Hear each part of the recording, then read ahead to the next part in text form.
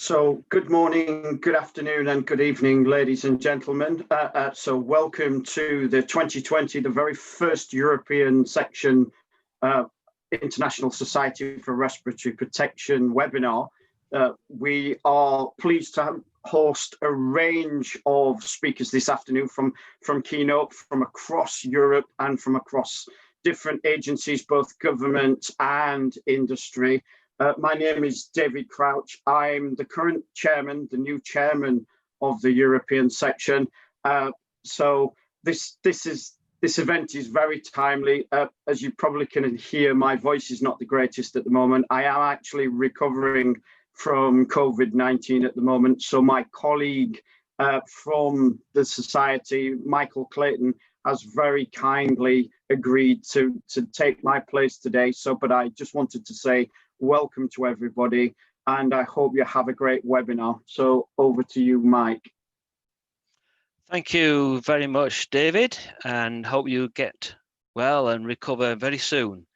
As you said, it's very timely, and so I hope everyone will really enjoy the webinar this morning or this afternoon, depending on where you are.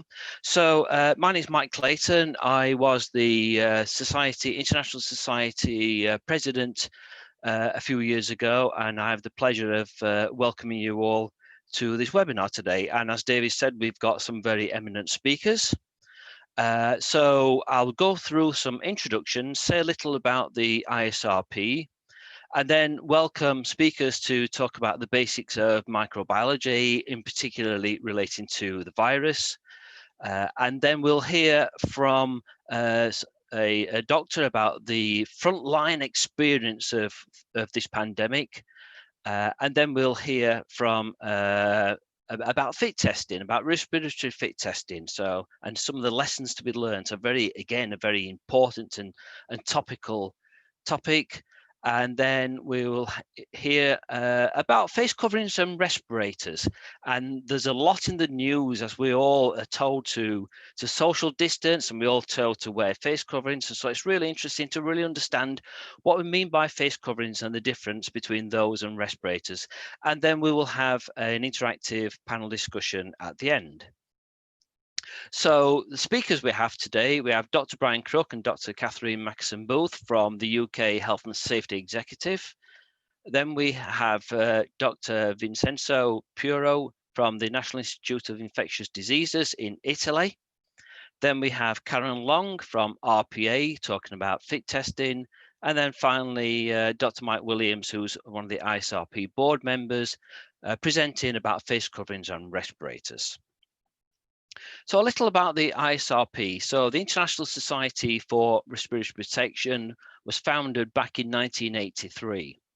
It's a non-profit organization whose charter, whose aim is to provide an educational and informational service to all individuals involved in respiratory protection. And its main aim is really to bring together those people in this field, occupational health, safety professionals, all in the field of respiratory protection.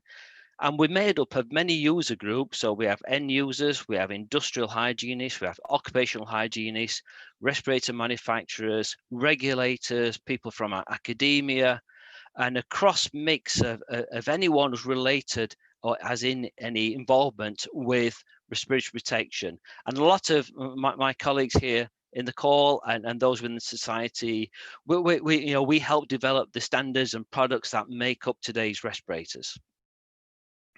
It's a international, truly global society. So we have 6 sections. We have the Americas section, that covers the whole of the Americas.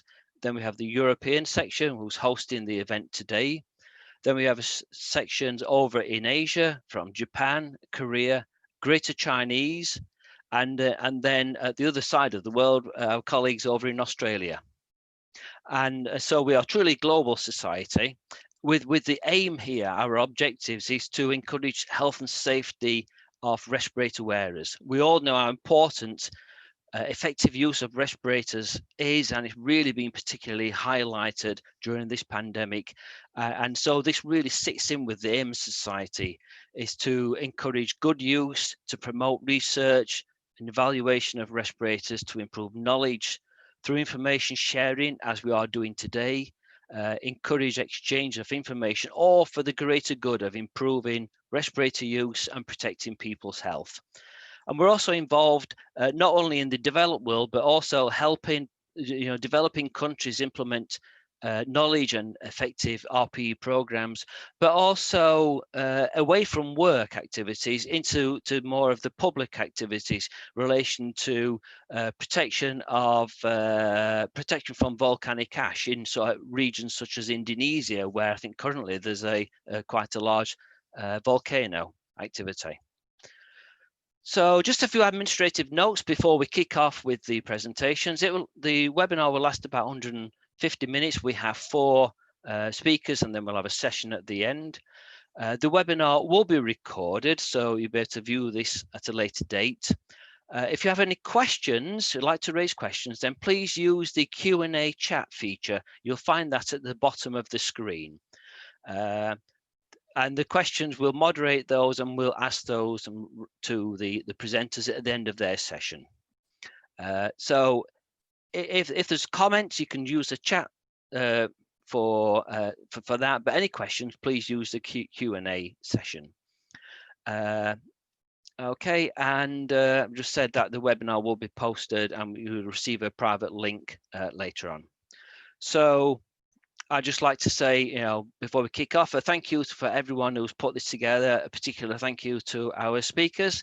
And we'd first like to move over and invite Dr. Brian Crook and Dr. Catherine Maxton-Booth from HSE.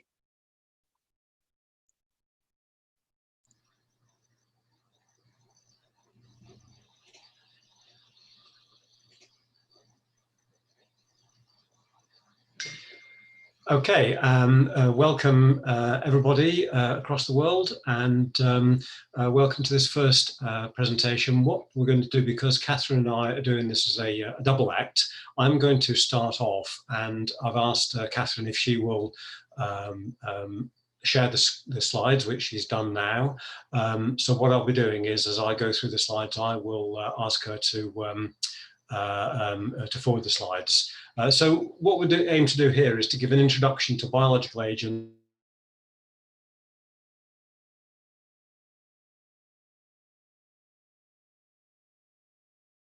Looking forward to the next slide, please, Catherine. So I will talk about what microorganisms are and what harm they can do us. Then I'll move over to Catherine, who will talk about in more detail what SARS-CoV-2 is, how it's transmitted, how does it survive, and how is it controlled. Okay, next slide then, please, Catherine. So, what are microorganisms and how do they shape our lives? Next slide, please. So we're constantly exposed to microorganisms. They're in the air that we breathe, they're in the surfaces that we touch, and so we're constantly exposed to them one way or another. And for the most part, they do us no harm at all, where the vast majority of microorganisms are completely harmless to humans, and indeed some are beneficial. Those of you who may have had a slice of toast or or some yogurt for your breakfast will have benefited from the bacteria and yeasts that are fundamental to making those foodstuffs.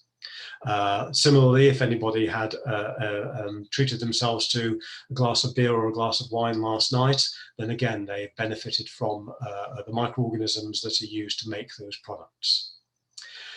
However, there are some, and there are other examples of beneficial things, and the images that you see on the slide at the moment here.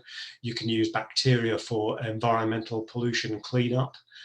You can use bacteria to create electrical energy. And indeed, there are other benefits greatly to us. For example, the mold that grows, as you can see in the image in the top of the slide, that shows a penicillium mold that is used to produce the antibiotic penicillin.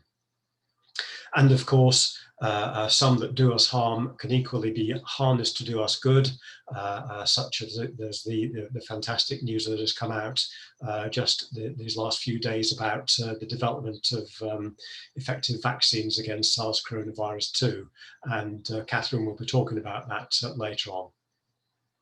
But there are some examples where exposure can be harmful to humans. For example, gross exposure can cause allergy, similar to hay fever and things like that. If you're, for example, a farm worker and you're exposed to mold spores that contaminate stored grain or hay, then you can have an extreme respiratory allergic response known as farmer's lung disease. And obviously, fundamental to controlling that exposure might be the use of respiratory protection. And of course, some microorganisms do cause infection. These are what are known as pathogens. And some microorganisms also produce toxins. And you can think of things like toxic shock syndrome and extreme responses to toxic bacteria as part of that infection. Next slide, please, Catherine. So this image just shows a few examples of biological agents. So you've got MRSA, the Staphylococcus aureus that can cause severe infections, as shown in the image in the top left-hand corner, growing on an agar plate. The image middle top is an image down a microscope of the bacterium Bacillus anthracis that causes anthrax and caused obviously a great deal of harm in America 10 or 12 years ago. The image at the top on the right-hand side shows a cell culture that is used for culturing and cultivating viruses. And the images along the bottom show Ebola towards the left-hand bottom corner, and other images of cell cultures of viruses. Next slide, please, Kat. So in the UK, the biological agents are described under the UK's legislation, the Control of Substances Hazardous to Health. They define biological agents as microorganisms such as bacteria, viruses, fungi, and transmissible spongiform encephalopathies, the ones that cause Creutzfeldt-Jakob disease. They also include cell cultures if those cells are being cultured, they are themselves hazardous. And it also includes things like parasites, such as malarial parasites, amoebae, and trypanosomes, and also helminths, or the microscopic forms of larger parasites. So it's a very wide-ranging, encompassing definition, but the ones that we'll be talking about more specifically today are bacteria and viruses. Next slide, please. Okay, so what harm can microorganisms do? So again, under COSH, Control of Substances Hazardous to Health, it classifies biological agents into one of 4 hazard groups, also known as biosafety groups in some countries, which is based on their ability to infect healthy human beings. And it uses the following criteria. It's based on their likelihood to cause infection, disease by infection or toxicity, how likely it is that the infection will spread to the community, and also the availability of any prophylaxis or treatment. And so the hazard groups are classified as, hazard group 1 is the ones that are very unlikely to cause human disease. This is under the UK definition of classification of hazard groups, also known as biosafety levels in other countries. Hazard group 2 is that they can cause human disease, and they may be hazardous to employees. They're unlikely to spread to the community, and there's usually effective prophylaxis. And this includes things like the food poisoning organisms such as E. coli and salmonella. Hazard group 3 are ones that can cause severe human disease, maybe a serious hazard to employees, maybe spread to the community, but there's usually effective prophylaxis or treatment available. And that includes things like Bacillus anthracis, and it also includes viruses such as the HIV virus, and also hepatitis virus, and also SARS coronavirus 2. Hazard group 4 microorganisms, they're all viruses, and they include ones that cause severe human disease. It's a serious hazard to employees, and is likely to spread to the community, and there's usually no effective prophylaxis or treatment. And this includes all of the scary, dangerous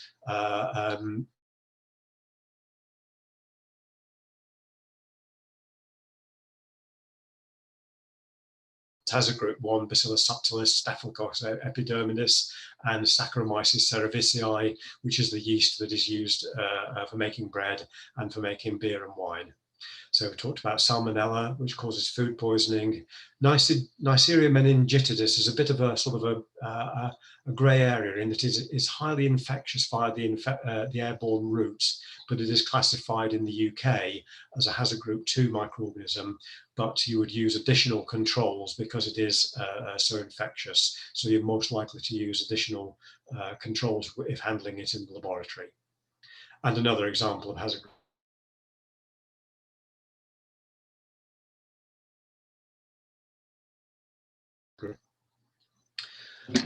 Okay, next slide. And just to finish off on my side of the presentation, just to give a generic description of viruses, how they are and how they work.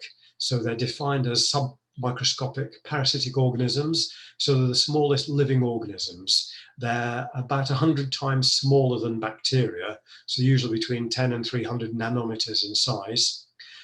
Virtually all living things have some viruses associated with them. And most of them are completely harmless to us. Some may cause significant and often fatal diseases, and some cause diseases that persist in a dormant state, so latency. We're thinking of things like the viruses that cause cold sores and things like that, which may cause an infection, and they then can stay latent or dormant within your body, and if your immune system gets suppressed, then they can start to activate again.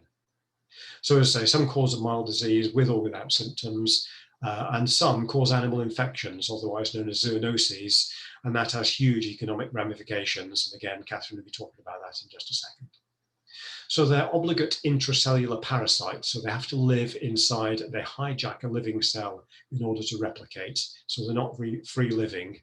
They require a host in which to grow. They're generally more difficult to isolate in culture and handle than bacteria. And I think that Catherine will be talking in some more detail about that in just a second. So I'll pass on to Catherine, and she will carry on to give you more details and speak in more general details about coronavirus, SARS coronavirus. Thanks very much, Brian. That's great. Hi guys, hope you're all keeping well. Hope you're all not got SARS-CoV-2. So what is SARS-CoV-2? So SARS, severe acute respiratory syndrome coronavirus number 2, is a coronavirus. Belongs to a subfamily of viruses, and they're enveloped viruses. Enveloped viruses, an envelope is literally just the outer layer of a virus, and it helps to protect it when it's transferring between cells. It also makes it quite susceptible to disinfectants, actually, which is quite useful for us for pathogenic viruses. Coronaviruses get their name from the corona, which is the atmosphere around the sun, and that's because of the little spikes that you can see on the envelope of the virus. So they can infect non-human animal species, such as cats and ferrets. Coronaviruses were first isolated in chicken embryos in the 1940s, but they weren't isolated in humans until the 1960s. There are thousands of different species of coronavirus, and 7 of them are known to infect humans. So this is just an example of a photograph that I took from a textbook that we have on human viruses. So coronaviruses are split into 4 groups: alpha coronavirus, beta coronavirus, gamma and delta. And the beta coronaviruses are split into 4 lineages. And the human coronaviruses, you can see a split between the alpha coronaviruses and the beta coronaviruses. And SARS there is in the lineage B, along with the SARS-1. So most coronaviruses infect animals rather than humans, but 7 coronavirus species infect humans. And the first 4 that you can see down the left-hand side of this screen, human coronavirus HKU1 down to NL63, they're very common in the environment. They usually cause very mild respiratory illness. I think they cause about 1/3 of our common colds. And as you can see, they were first isolated or identified quite some years ago. More recently, we've had SARS-CoV-1 and MERS-CoV. These are more severe illnesses than the current SARS-CoV-2. They are much more kind of deadly, if you like, than COVID-19. So how did the outbreak evolve?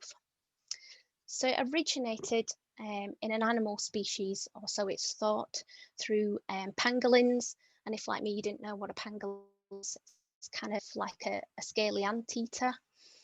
These are quite a delicacy in China in the food markets. So it's thought that this is kind of an intermediate between the sort of native origin of the virus and infection in humans. The reservoir for SARS-CoV-2 is thought to have occurred in bats. This is quite difficult to determine exactly which bat, because approximately 3,200 coronaviruses different coronaviruses infect bats, and there are 1,400 species of bat. So trying to find out which coronavirus affects which bat is quite difficult. But the pangolin is thought to be an intermediary between the bat and us. The first human cases of COVID-19 occurred in early December 2019 in Wuhan, in China. They are linked to a wholesale food market there, because a lot of the initial patients were either people that manned stalls or people that regularly visited these stalls or worked in the market itself. And retrospective environmental samples taken from that market tested positive for SARS-CoV. So it's thought to have originated, or at the very least been involved in the early amplification of the virus at the start of the outbreak. In January 2020 this year, the market was therefore closed. Okay, so since then, the outbreak has evolved, as we all know. So currently across the globe, as of the 1st of December this year, 62,600,000 plus people have been confirmed as having COVID-19. And from that, just shy of 1.5 million have died. And a bit close to home for us, 1.6 or just over 1.6 million cases have been confirmed in the UK, and of those, just over 58,000 have deceased. So how do you catch COVID? Well, to look at that, we need to look at the infectious dose. The infectious dose is the number of particles or viruses that we need to take on board our bodies in order to become infected, or for an infection to become detectable. It's unknown at the moment what that number is, but it's thought to range from between 100 to 1,000 virus particles, which is akin to that of influenza, though there is some discussion that it could be lower than that, as low as 10 virus particles. Just to give you a bit of a comparison, if you were to be infected with Bacillus anthracis, you would need between 8,000 and 50,000 bacteria in order to become infected. For flu, as we've discussed, kind of seems a bit similar to this in terms of infectious dose, so between 100 and 1,000. Norovirus, the winter vomiting bug, can be as low as 10, and Ebola as low as 1. So that just gives you a bit of an idea of range. And then the other thing to bear in mind is the incubation period. So that's the period from when you've become exposed to the virus to when you become symptomatic. And the average for that is between 5 to 6 days, or so the information I've looked at says. And but can be between 2 and 14 days, and that's where our 14-day isolation period comes from. So symptoms. There are a range of symptoms with COVID-19. Some people don't have any symptoms at all. They're asymptomatic, and that ranges from between 6% and 41%, which is quite a big margin. Then there are a number of different types of systems from around the body. So systemic symptoms could be fever, fatigue, achy muscles, rigors, achy bones, those kinds of things, and they're quite common. And then for the respiratory symptoms, obviously there's kind of a sore throat, coughing, shortness of breath, chest pains. In a number of cases, there's also been coughing up of blood. Probably if you're coughing a lot, that can happen. And a runny nose. For ENT, so that's ear, nose and throat, you can get nasal congestion, a reduced sense of smell that often occurs later in the disease, a reduced ability to taste, an earache, and these are quite common. You can also get gastrointestinal symptoms, so diarrhea, nausea, vomiting, abdominal pain, and these are also quite common, and it's quite interesting because it suggests, and there is some research to back up, that coronaviruses can infect multiple tissue types. So they don't just infect the respiratory tissue, they can infect the tissue in the gastrointestines, which is quite interesting. And then the long-term consequences of, or long-term symptoms of COVID can include all of those mentioned above: chronic cough, shortness of breath, also kind of heart disease, and kidney and liver loss of function. And that can occur for months after infection, or after your current symptoms have stopped. Those longer term symptoms can continue. In terms of the mortality rate, the data is quite scant and also quite varied. So just to give you an example, the Chinese and data from China and Italy suggest that between the ages of 20 and 39, approximately 0.2 to 0.3% mortality rate. And then as you age, that percentage increases. So by the age of 70 to 79, that can increase to between 8 and 12%. And then after that, after 80, that can increase up to 20%. So that's quite a jump. But then conversely, in Iceland, the average mortality rate is 0.3 to 0.6%. Generally, but if you're above 70, that increases to 4. And just comparing that with SARS-1, again, there's a range based on the available information, but it's between sort of 8 and 9.6% mortality.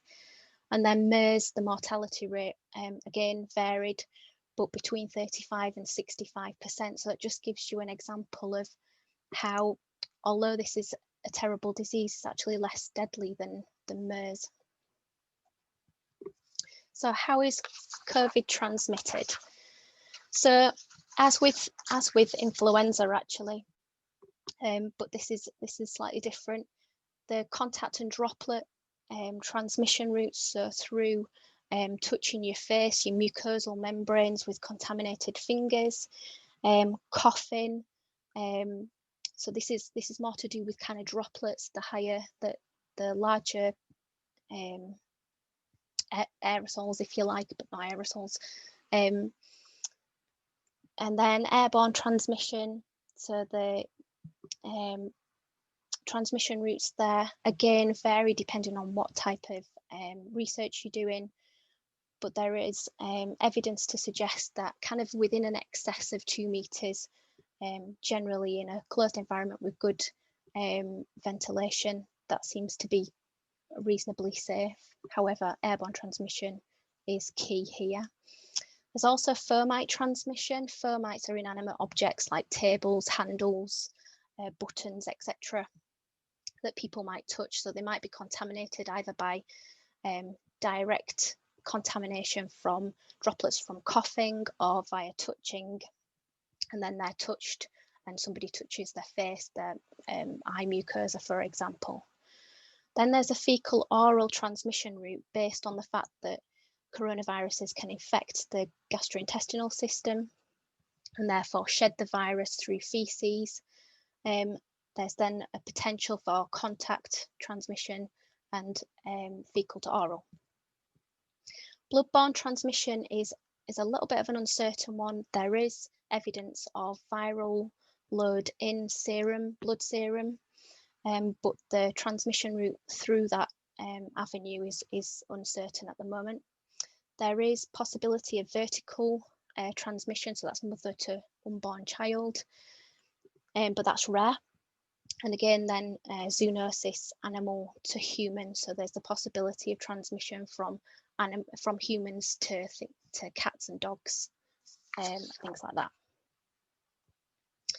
I took this just from a SAGE, that's the Scientific Advisory Group on Emergencies in the UK, one of their documents. I thought it was just a really nice diagram to show the likelihood of transmission via a specific route based on colour. So you can see kind of the red boxes are the highest transmission via inhalation or droplet and close contact, whereas a treated water supply, for example, the transmission likelihood is negligible. I just thought it was quite a nice diagram.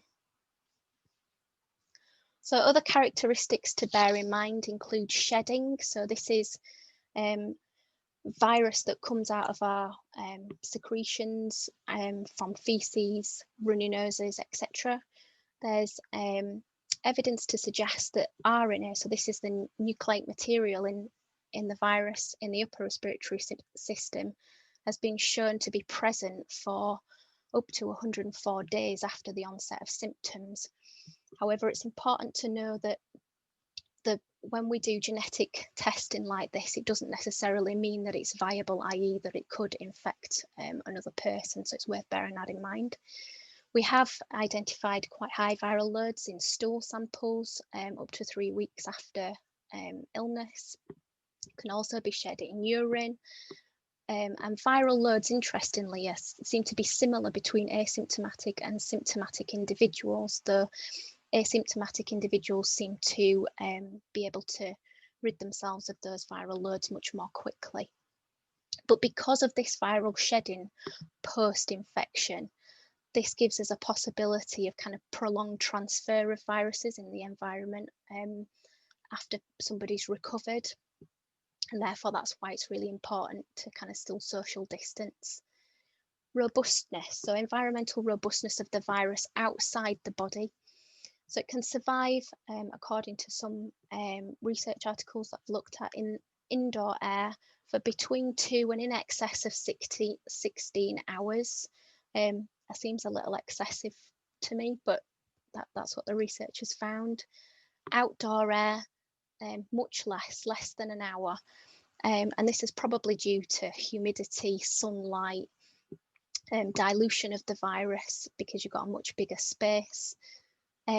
There's the robustness on surfaces is much more variable, but up to 72 hours, which is where the 3-day time frame comes in on surfaces such as plastic and stainless steel, but perhaps only up to 24 hours on cardboard and less than 4 hours on copper, but copper's a well-known antimicrobial.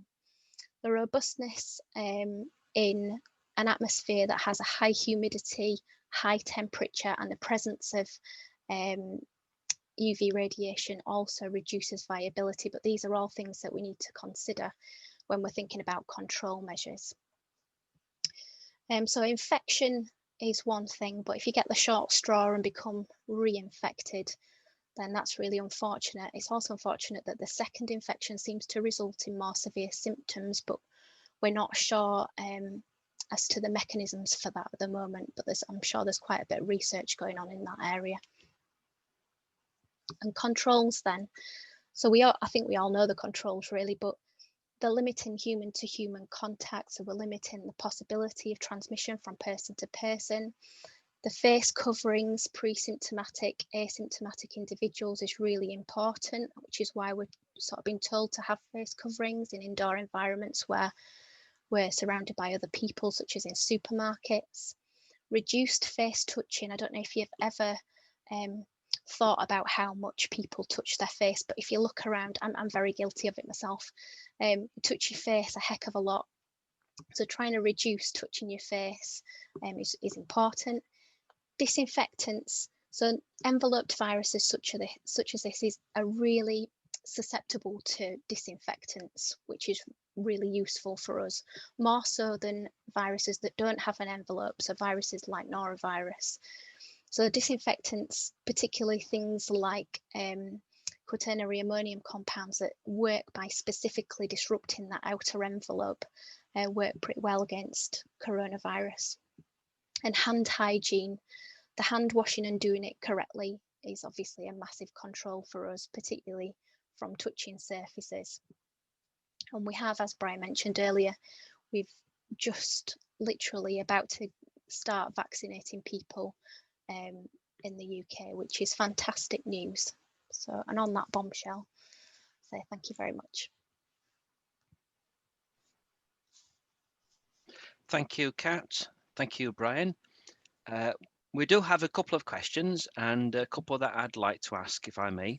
Yeah. So the first one related to one of your last points about reinfection, and the question was, what are the levels of reinfection in the UK? I'm not sure. I'll have to look that up and get back to you. All right. And the other question we had in, this is from a colleague within the society who I know has been working on Canadian standards relating to bioaerosols. And this question was, and I'd like to tag something onto this question as well.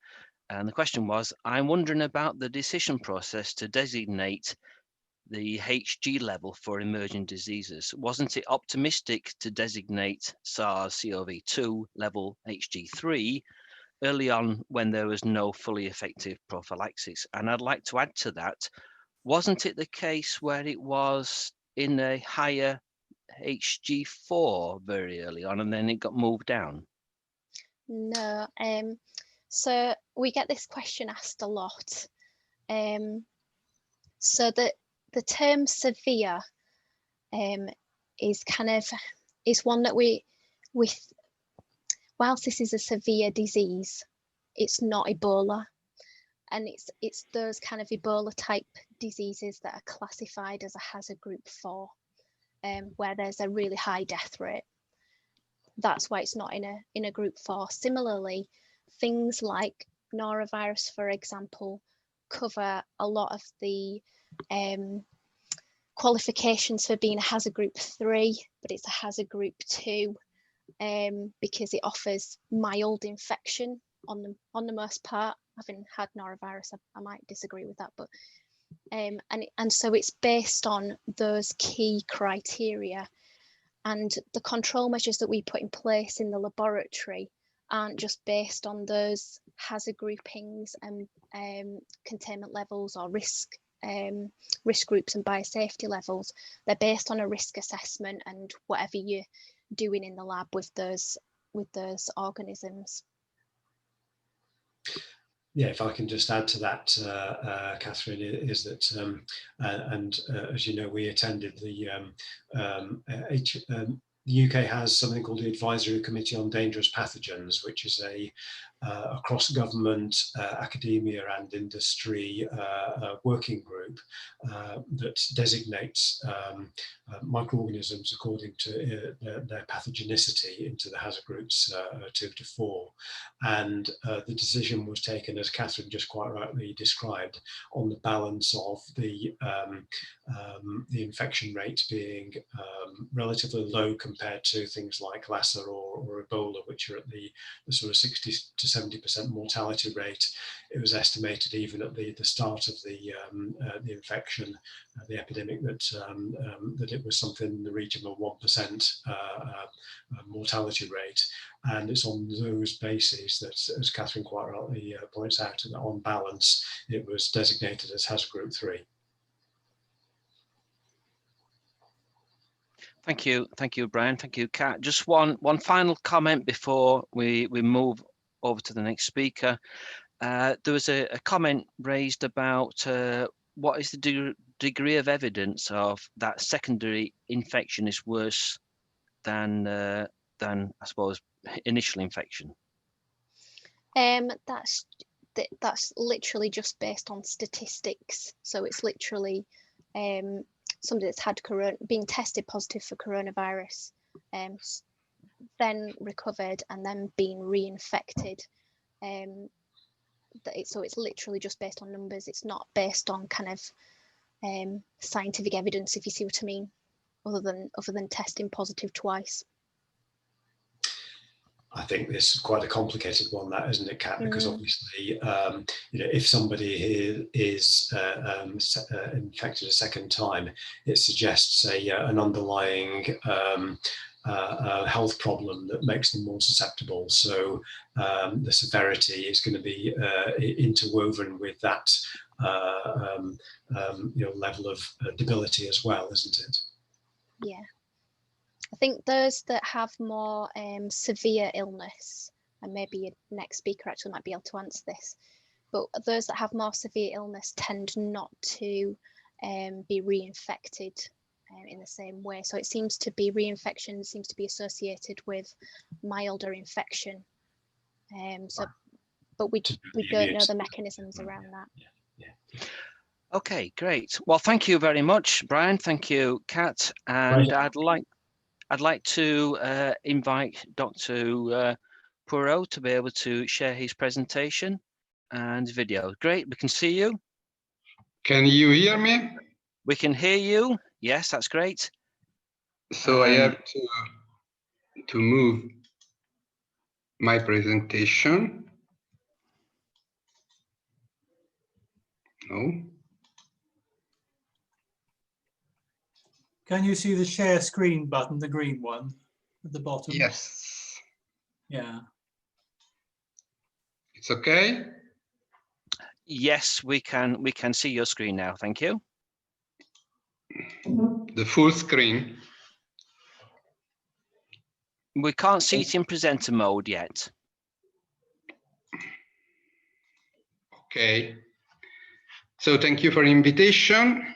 I first of all would like to introduce you to the National Institute for Infectious Disease Lazzaro Spallanzani, the INMI for the Italian speaker.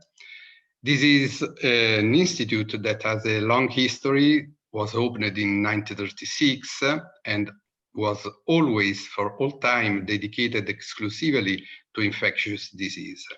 Excuse me, are you able to share in presenter mode, and then it'll be that's much better. Great. Better. Thank you. Yeah, thank you very much. You are welcome. So at the beginning of the 19th, there was a new hospital constructed in response to the AIDS epidemic, and actually is the hospital who accepts all the infectious disease patients in our institute. There are two buildings interconnected with the laboratory facilities, also BSL-3 and BSL-4.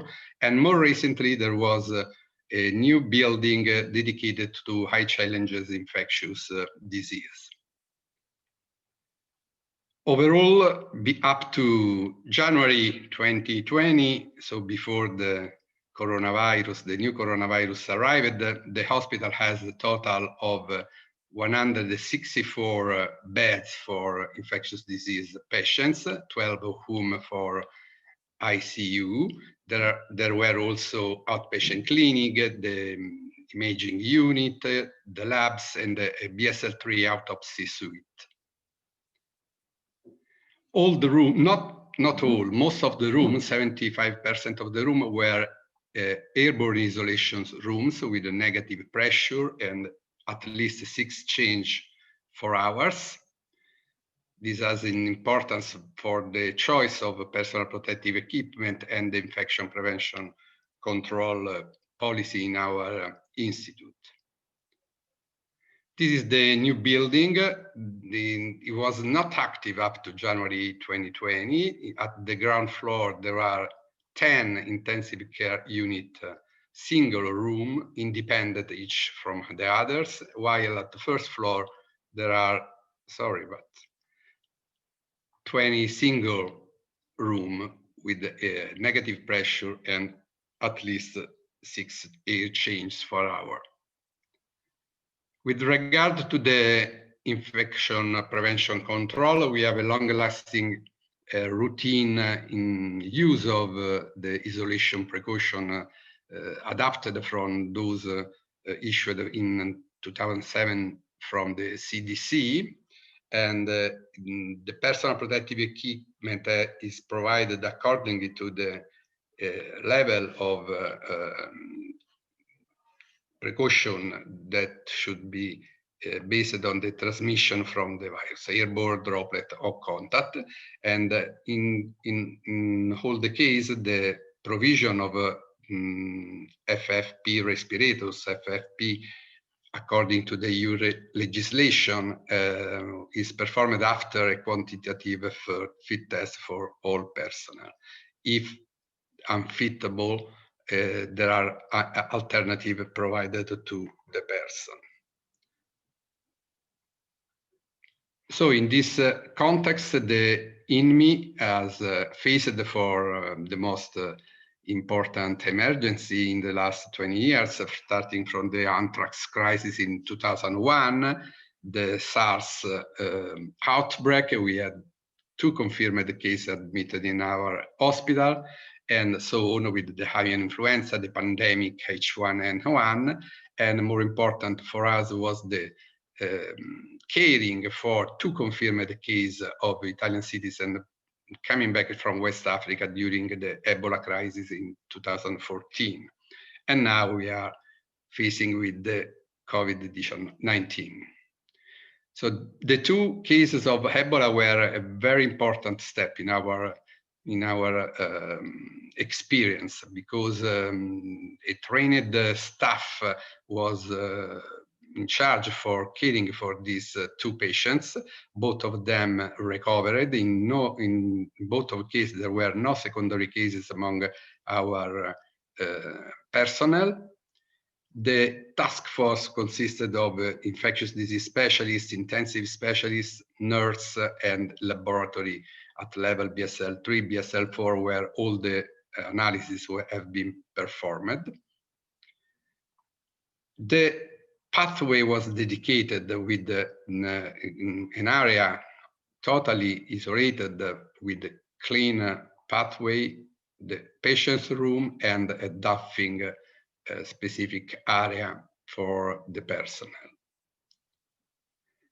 While for the infection prevention control, the policy was that of no exposed skin, and with particular emphasis on the discipline of donning and doffing the personal protective equipment. In the intensive care unit, we usually suggest the use of PAPR for treatment of this patient. PAPR are usually used in our intensive care unit also for patients with mycobacterial tuberculosis and meningitis. So there is a great experience on this kind of personal protective equipment dedicated to the ICU. So in this context, the COVID arrived, and we started as soon as possible with starting in January 5 with an alert to our bed manager, to our ID spoke, infectious disease hospital, who has spoke to our hub situation, emergency department, and also to internal personnel. And a few days later, we started with an educational reinforcement, retraining on combination of the isolation precaution we usually utilize for the other infectious disease. The Institute mostly care for HIV infection, tuberculosis, MDR, MDR also tuberculosis, and multi-drug resistant organisms. So the combination of the isolation precaution are usually followed. And it was also reactivated the task force we used during the Ebola crisis. This is the first response. While during the February, there was a development of an internal specific protocol who was adapted from the previously ones that we have issued for viral hemorrhagic fevers, SARS and H1N1.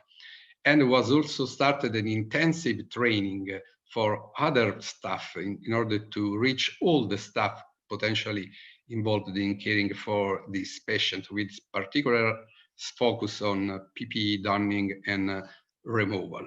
Oh. The first case occurred during the end of January. 2 Chinese tourists from Wuhan and 1 Italian citizen back from Wuhan. And after this case, there was a dramatic increase in the number of cases, reaching a total, the peak of 431, paralleled from the, obviously, the declining of other infectious disease admissions, so that the hospital became a COVID center. And when the number of admissions declined, and there was a return to some care for other infectious disease patients. With the number of admission that was around 45 at the peak, and declined accordingly to the lower pressure of the infection in our country, in our region. So there was an increasing number of beds, because from the 150 in the February 2020, we arrived to 267 at the end of March, increasing all the units, in particular the intensive care. Now we are going to increase further to 50 beds. And also there was, fortunately, a personnel surge, because there was the admission of new colleagues from infectious disease specialists, intensivists, and nurses that were, and it was necessary an intensive training for these new colleagues in order to care with safety this kind of patients. So what kind of IPC we suggest? At the beginning, there was, as I told, the combination of contact, droplet, and airborne precaution. The patient was preferentially placed in the single airborne isolation room, and personnel was provided for surgical mask or other than the other personal protective equipment, gloves, gowns, and so on, while the respirators FFP2 or 3 were recommended when aerosol generating procedures were performed, in particular in the wards of when non-invasive ventilation was performed, while in the ICU, the recommendation was focused on PAPR, and the staff was dedicated. With the increasing number of patients, we could, on the principle of a COVID-19 precautions, with the patients admitted also in conventional single or sometimes double rooms, when while the airborne isolation were dedicated to patients requiring aerosol generating procedures in the wards. And the personal protective equipment recommendation was to wear FFP2 or 3 respirators in caring for all the patients while maintaining the PAPR in the ICU. And as I told, all personnel was trained for coping with this new situation. What was the problem? That when we became a COVID-19 hospital, the supply of appropriate personal protective equipment became a problem, with the shortages compounded by the high burden over a short period of patients. And so the updated guidance in response to this potential PPE shortage suggested the extended use of respirators, so that the same respirator can be worn for the entire work sheet, also for repeated close contact with the different patients, sort of patient cohorting.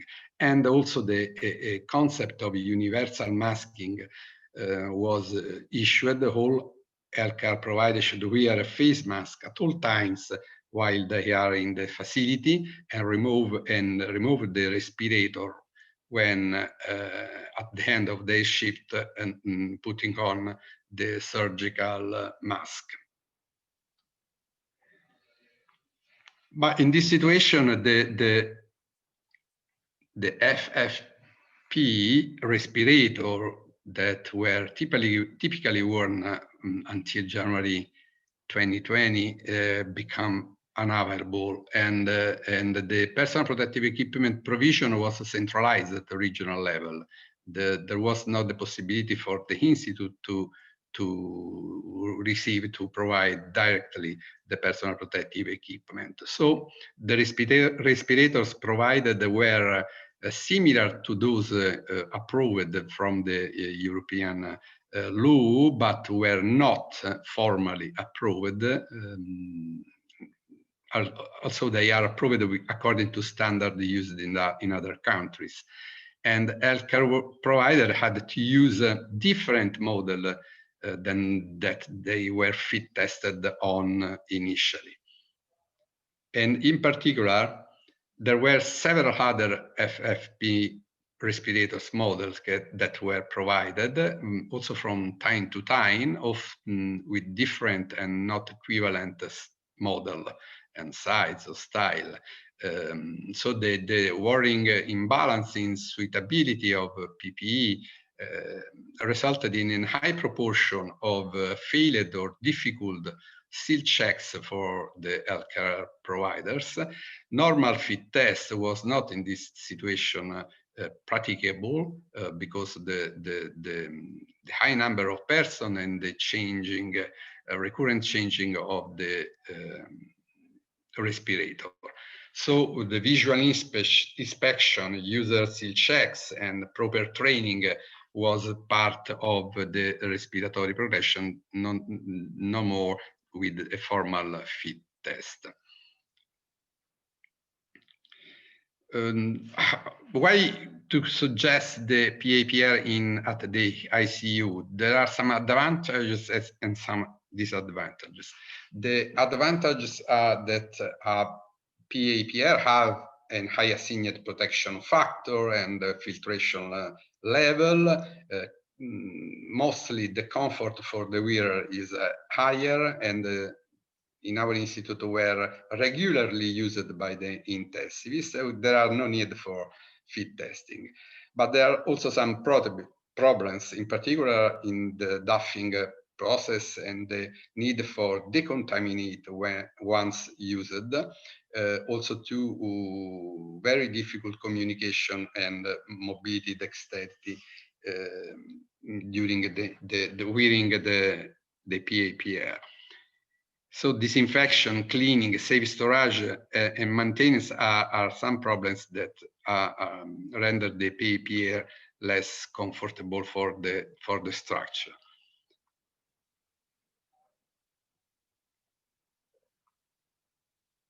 What was the situation with the infection in our workers? We performed 2 seroprevalence studies, one between the end of May and July, when there was a seroprevalence conducted at level of the nation found a 2.5% prevalence on around 65,000 persons. In our region, this survey showed a percentage of 1%. Is a crude percentage. There were no correction for age, sex, or so.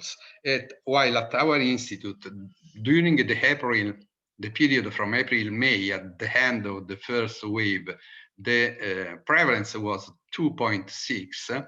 When we repeated the seroprevalence in October, at the beginning of November, at the beginning of the second wave, there were very few seroprevalent cases.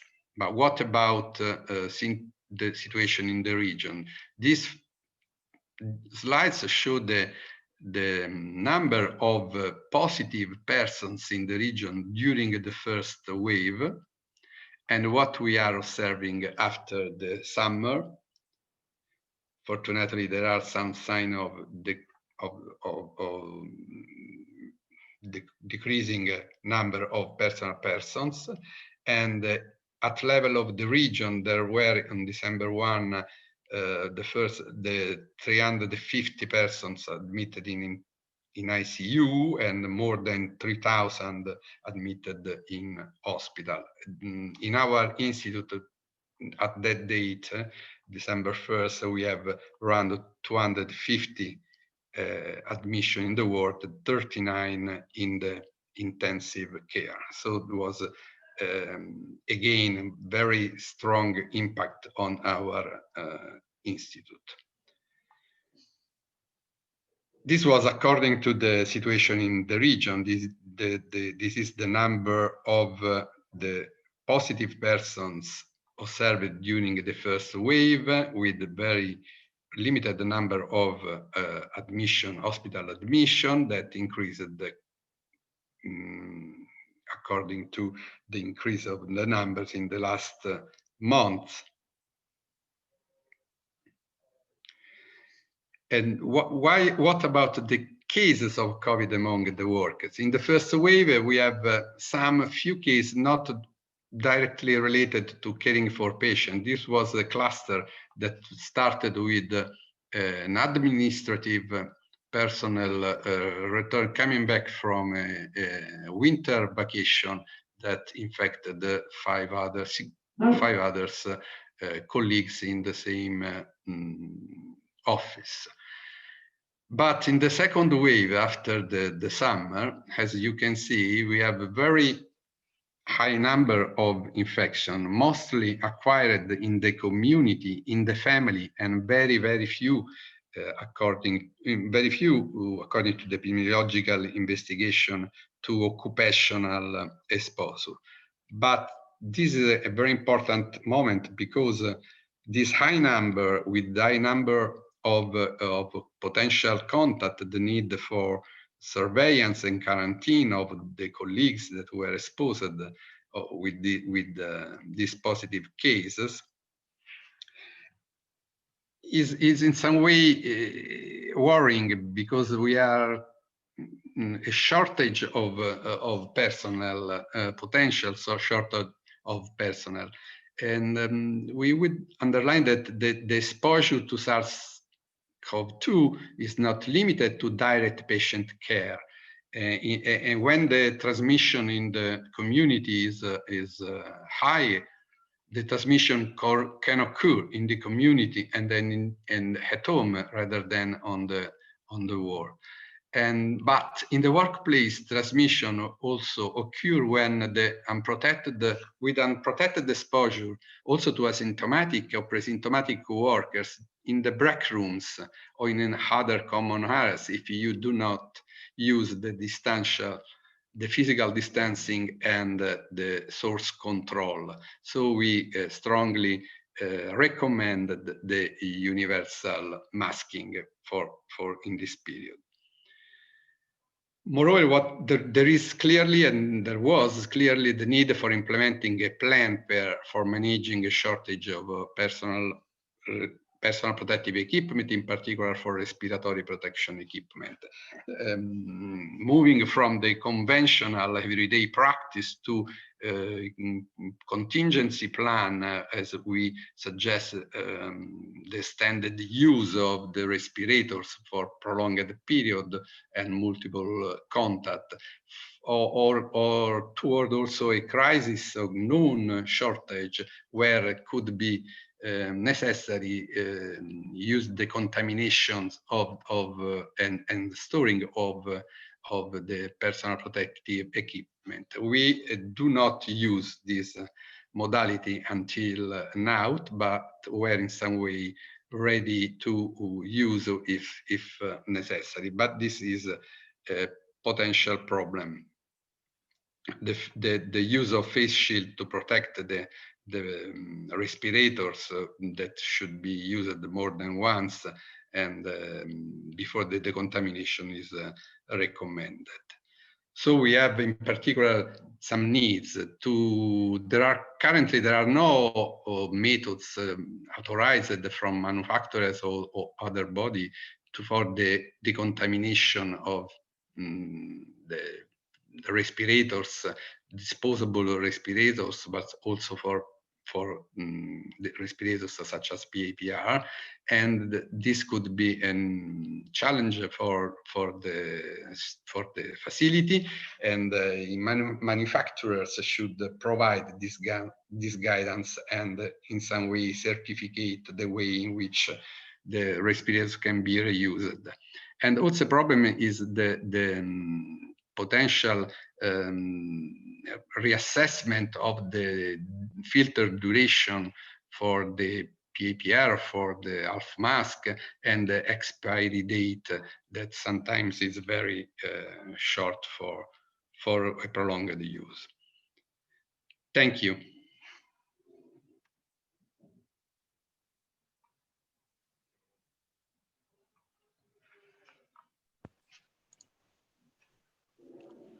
Hello. Hello. Thank you, Dr. Puro. I do have a few questions, if I may ask these. So the first question was about ventilation. Now, in your early slides, you did talk about the layout of the hospital and different rooms. So the question was, can you tell us, in addition to the use of respirators, what, if any, modifications were made to the ventilation or air conditioning systems that was serving the isolation rooms or the intensive care rooms? Was there any changes made to the ventilation that you can inform us about? No, there was no any changes. As I told you, our rooms are for 75%, so 7-8 rooms for every 10 in the wards, provided with at least 6 air changes and negative pressure. And we maintained that. We increased in the new wards that were opened the number of air isolation rooms, but the parameters were always at least 6 air changes and negative pressure. Okay, and that was what was already established before the pandemic. Yeah. Okay. You also mentioned that there was a change, a difficulty in supply of respirators, and that you had to use respirators that were not CE certified. Did Italy suffer from an increase in non-compliant or fake respirators during this period? But the problem was that the provision of the personal protective equipment was centralized in Italy at the regional level. So there is only one place where the personal protective equipment are bought to be provided to the hospital. So what we used before was not always available, and they provided what we found. So we have very different and time to time changed also for gowns, gloves, and also in particular for respirators. So when the staff receive the new FFP2, the new respirators, they use the seal check, the personal seal check, but there is no time, no possibility to perform formal fit test. And there were in some cases, in particular for the women that are the majority in the workforce in the hospital, some difficult to fit the respirators, and we have to change in continue, also to intensify the training for fitting as much as possible the respirator. Okay, thank you for those answers. There are two more questions that have been raised, which I will save to the question and answer session at the end, because I think Karen and Brian and Kat may be able to contribute to those as well. So for those who've asked questions that I haven't yet answered or raised, we will address those later on. So thank you, Dr. Farrow, and we'll move on to Karen. Let's introduce Karen Long from RPA. Thanks, so Mike. Thank you, Karen. Everyone see my screen okay?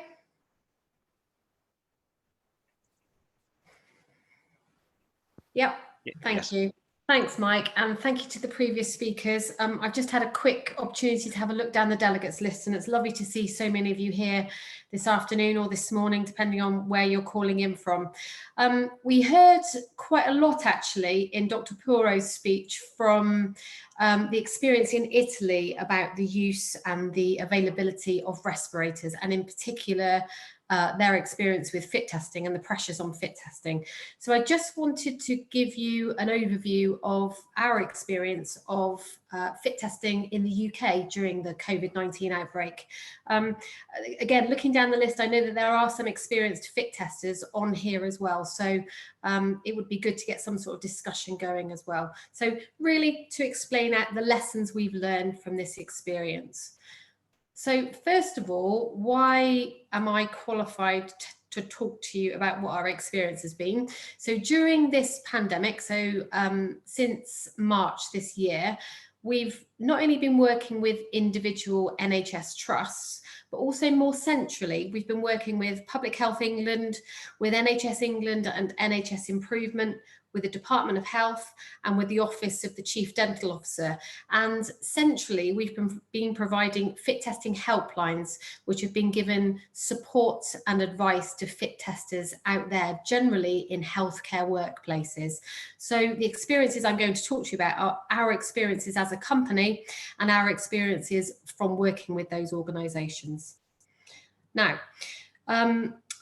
first of all, I'd like to talk to you a little bit about fit testing, because I appreciate that there is a vast range of experience on this call this afternoon. So just a couple of slides just to remember what fit testing methods are and about their purpose.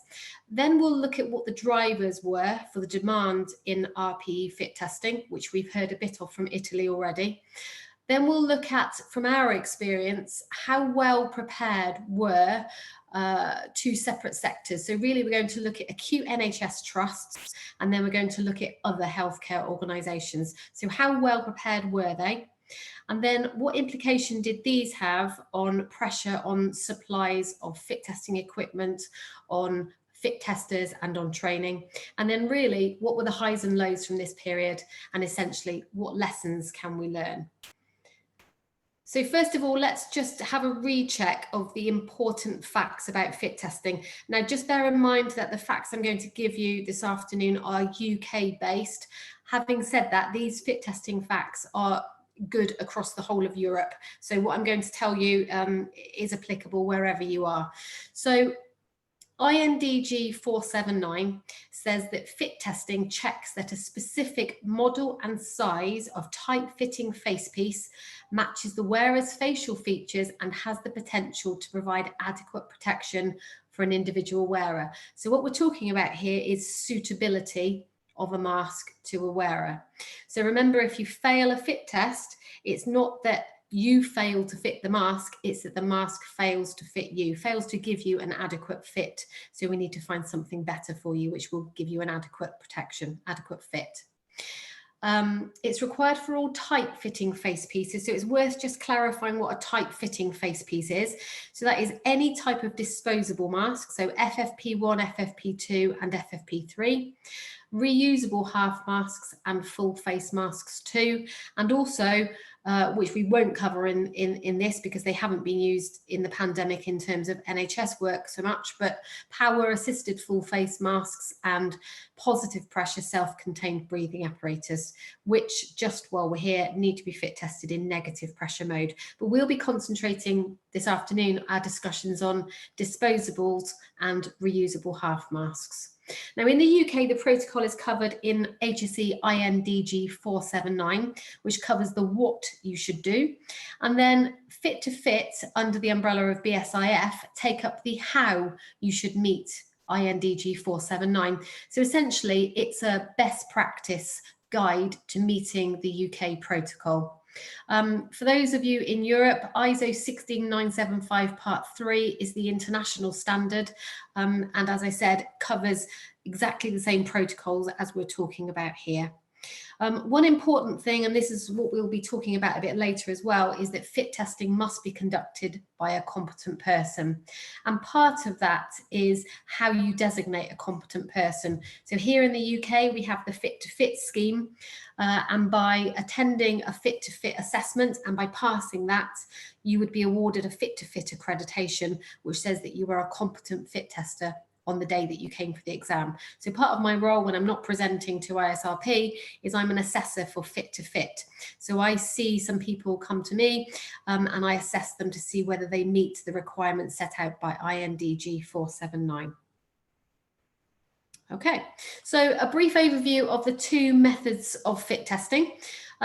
So first method is qualitative fit testing. So you can see the lady at the top there wearing a hood and a chap spraying in some strong tasting challenge agent using a nebulizer. So this is a taste test and we're using the wearer's ability to detect a challenge agent to work out whether a mask leaks or doesn't leak essentially. It can only be used for reusable and disposable half masks because it can only assure a fit factor of 100 and it just provides a simple pass or fail result. The other method is a quantitative method of fit testing, which uses an instrument, and the picture there shows a TSI porter count, which is an ambient particle counting device. And these instruments assess or quantify the amount of face seal leakage. And rather than just a pass or fail result, they give the answer as a fit factor value. Now, these instruments have their use really in terms of diagnostics, whereas qualitative methods do rely on the wearer and tend to be subjective and just are pass and fail. Quantitative methods can be used much more for diagnosis of leaks. So both of these methods have been used widely in healthcare. We found that in community settings, qualitative methods were used far more widely, and in acute hospitals, it was a mixture of both methods. Okay, so just a little brief bit about why the increase and why the uptake in fit testing during this period. So we heard from the guys at HSE about transmission of COVID via droplets and via the airborne route. We then heard from Kat about the possibility of asymptomatic transmission. And she gave me quite a staggering figure actually. She said that between 6 and 41% of patients are possibly asymptomatic, which is a huge number. The important part of this process came towards the beginning of the first wave of the pandemic, when it was decided that all aerosol generating procedures would be classed now as medium to high risk procedures.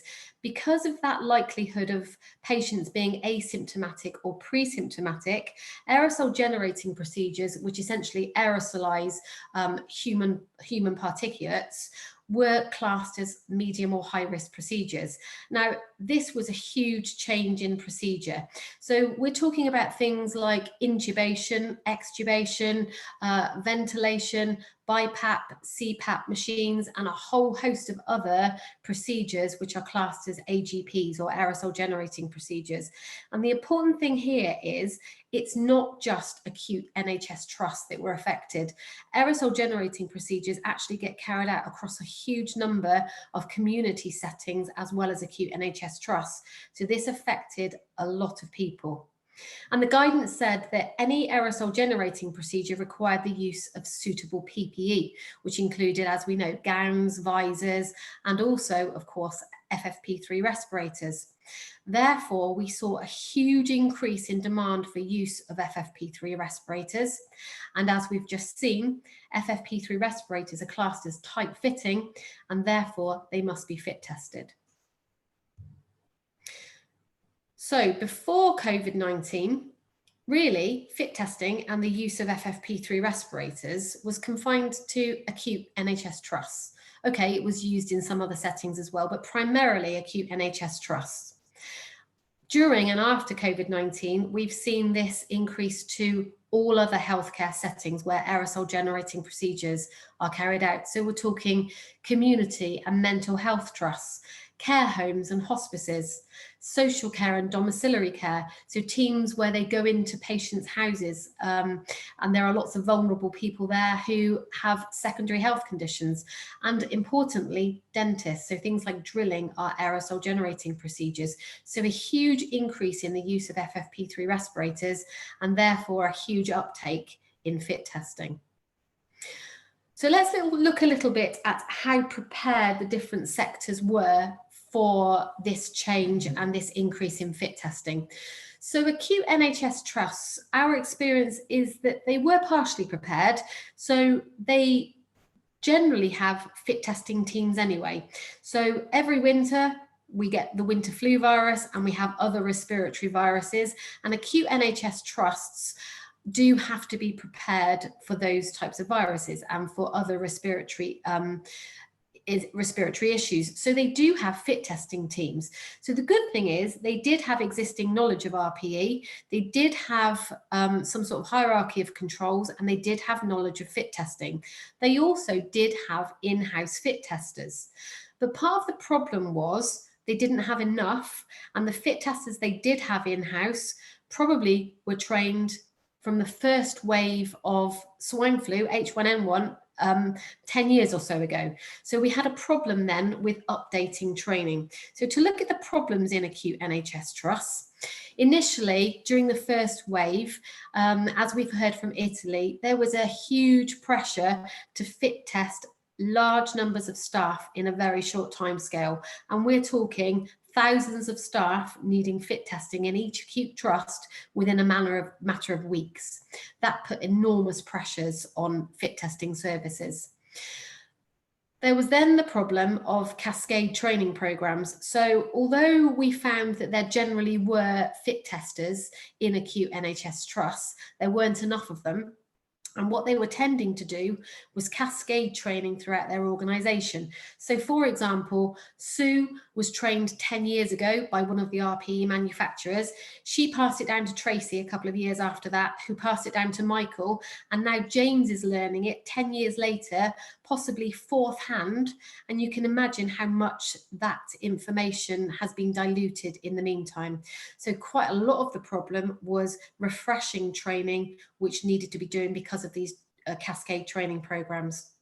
As we also heard from Italy, there were huge problems which came with when normal business as usual masks were used up. So because of the pressures on FFP3 masks, New models of FFP3s were introduced into acute NHS trusts, and as we've heard, you need a new fit test for each new make and model of mask that you wear. So once you've fit tested your 2,000 people, then if a new model comes in, you need to refit test them on the new mask, which put enormous pressures on the system. We've also heard from Italy that there is a limited availability of masks to fit smaller faces. Two problems here. First problem is a donning issue. So much more training is needed to achieve a good fit with smaller faces. And second problem is, can you actually achieve a fit on smaller faces? Some of these masks are really designed for medium-sized males generally and tend not to fit smaller faces very well. So there's been a big problem with availability of masks for particularly females with smaller face shapes and sizes. Okay, let's have a look at other healthcare. So we're talking about community trusts, care homes, hospices, mental health and dentistry. Really, this was their first ever use of FFP3. So there was no preparation or very poor preparation. They'd never had to use FFP3 masks before, and they'd never had to do fit testing before. So there was no in-house existing knowledge of RPE or fit testing, and therefore no in-house support for RPE or fit testing. Essentially, everybody outside of acute NHS trusts, bar a very few exceptions, were starting from scratch. And this was a huge challenge and put a huge demand on the fit testing industry. So what were the solutions? What did people find in order to meet this huge demand in fit testing? So as we've heard from Italy, and it's not on this slide, some NHS trusts did make the decision not to fit test new makes and models of masks and to go with fit checking instead. Questionable and doesn't meet UK guidance, but we'll leave that to one side at the moment. So for those that did carry on with fit testing and for those that wanted to carry on with their programme, there were a couple of things they did. First of all, they went out to industry and they used fit-to-fit accredited fit testers. So there's a list on the Fit2Fit website. So if you wanted to look at this, it's fit2fit.org, and up at the top there's a link that says find a fit tester.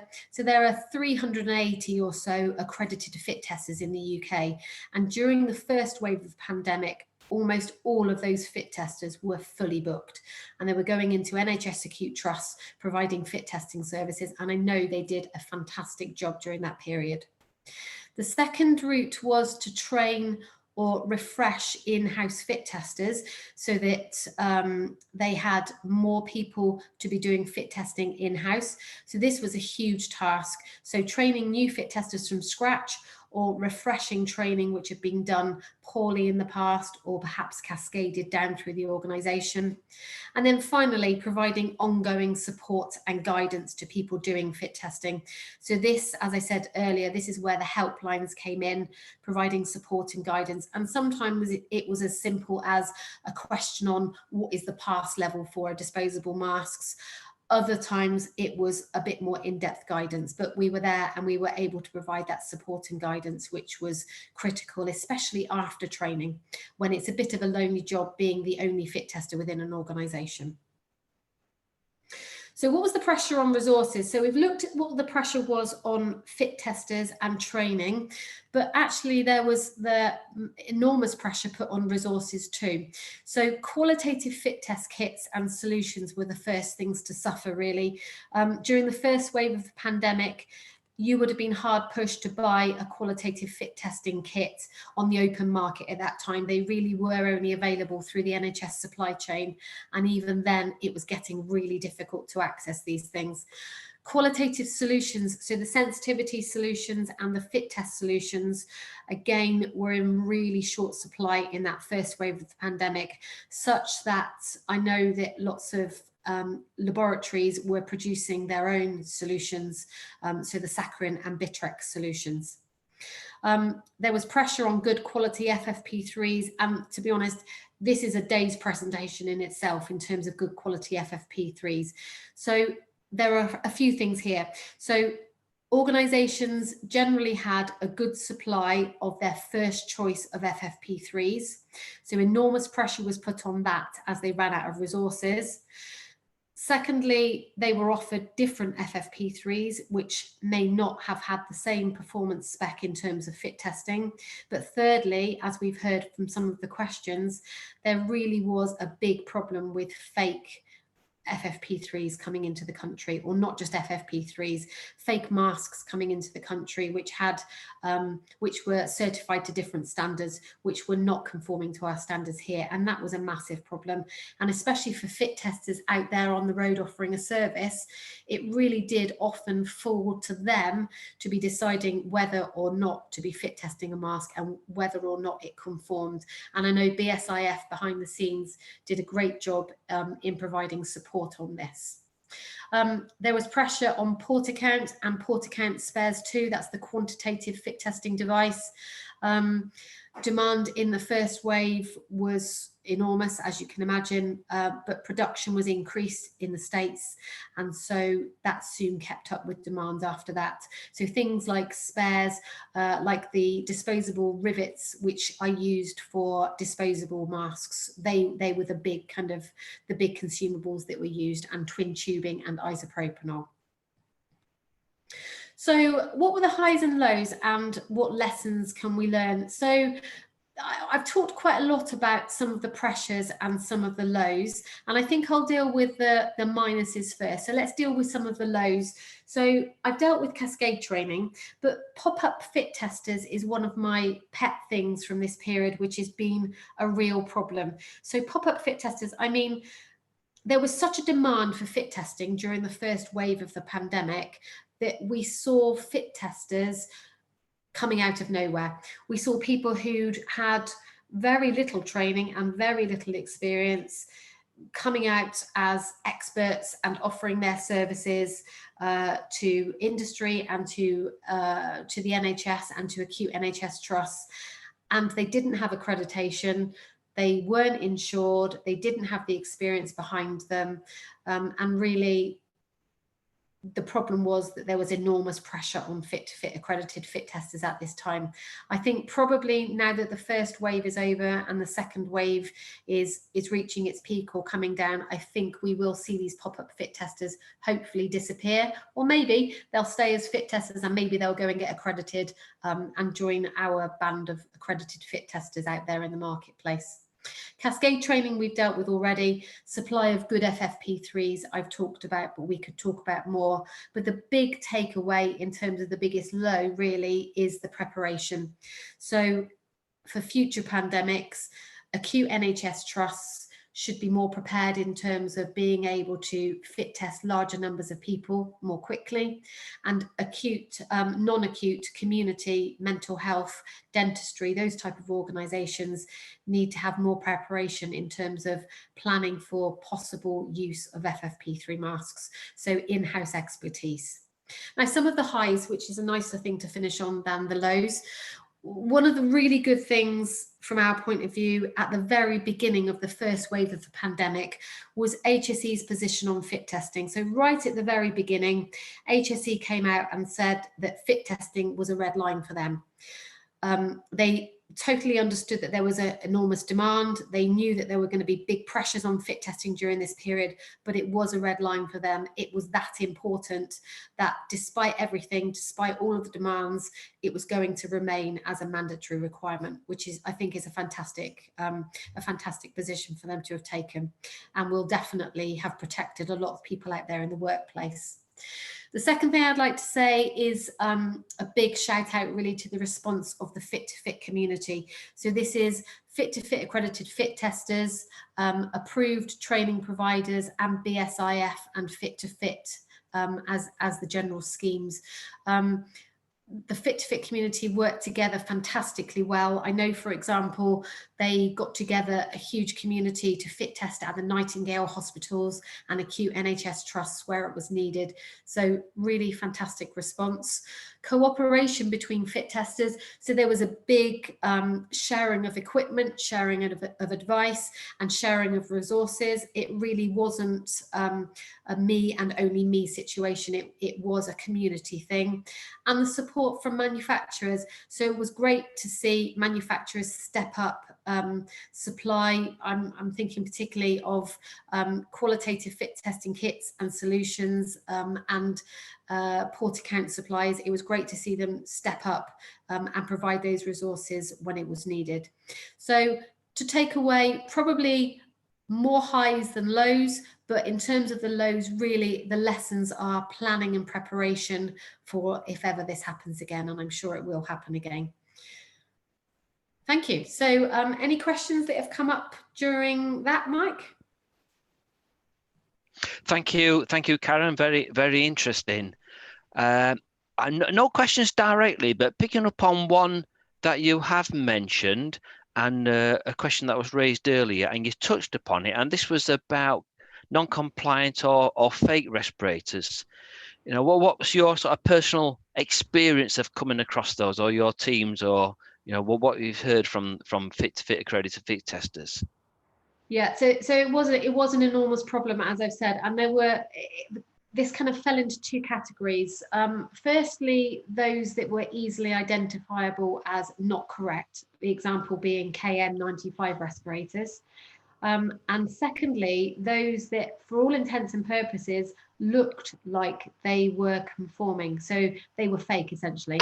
They looked like they were fine and they were okay to fit test. And the difficulty was, as fit testers, it's not our responsibility to check the authenticity and to go back through the process of checking that a mask conforms.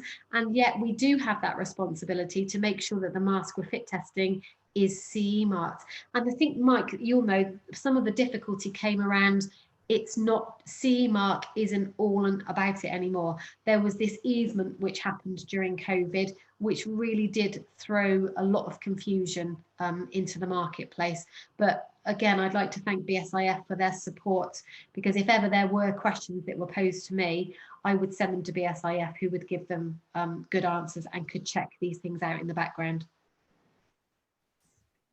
Yeah, it is a very challenging time in terms of authenticity of products, and I think it will remain so for the near future. I think it's something where we all have to be on our guard to check the authenticity of products. Yeah. Another question has come in. I think it's related to your presentation, Karen, but you may have a view on this. You can decline as well. The question is, hospitals have been created by the government. Do you know if the UK government has ever considered manufacture and supply of RPE to NHS rather than relying on existing manufacturers?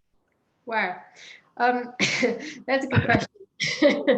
The answer is no, I don't know. I do know some information from my work with Department of Health.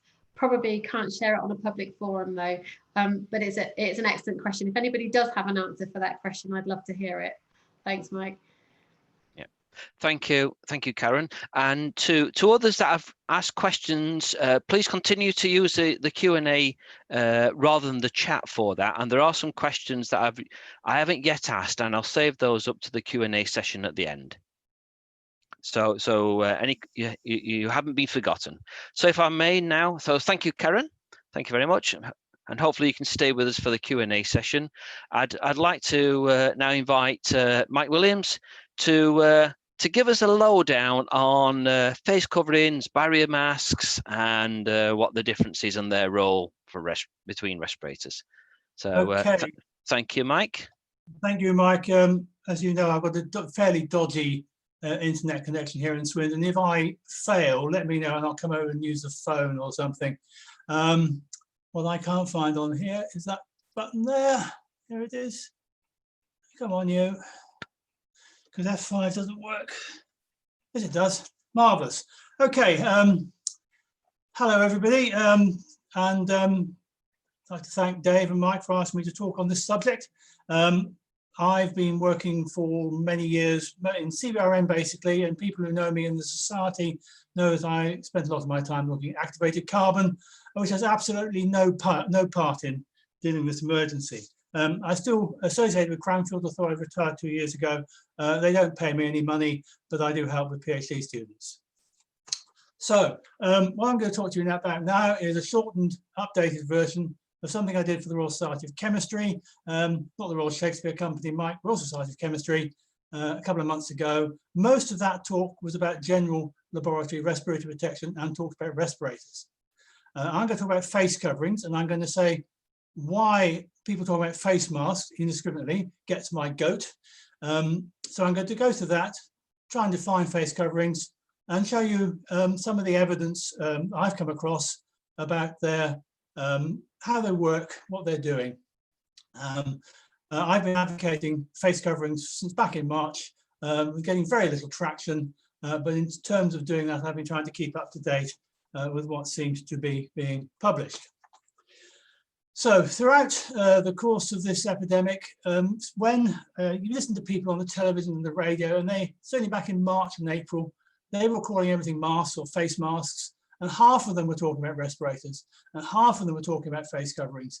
And it meant that nobody could ever agree with anybody about what they wanted, because they were talking about different stuff. And in my view, a face covering, as I define it, is there to protect other people from you to a certain extent. And it's not always clear how much. Whereas the filtering face piece is what I would call the respirator, is supposed to protect you from other people. Again, to a certain extent, depending on how well it fits and what sort it is. But as I say, back in March and April and into May, there was confusion. Nobody knew what anyone else was talking about. And so the debates became pointless, I thought. The Royal Society, a little late in the day, came up with some sensible definitions in their paper on face coverings, and they distinguished between respirators, surgical masks, and cloth face coverings, which are either improvised or properly made by some sort of manufacturer, but they are there to protect other people from you. And the reason there was the trouble, because there are all sorts of things people call face coverings, masks. I've heard the visor on the left there, I've heard people on the radio talk about those as masks. And Darth Vader, dear David Prowse, who played the part of Darth Vader, he died this week, unfortunately, from COVID. Darth Vader had breathing problems, we know that. That's a mask. The Mickey Mouse mask down the bottom there, it's not the Mickey Mouse mask, it's a mask that looks like a respirator that looks like a Mickey Mouse. And the Lone Ranger there, he had a mask.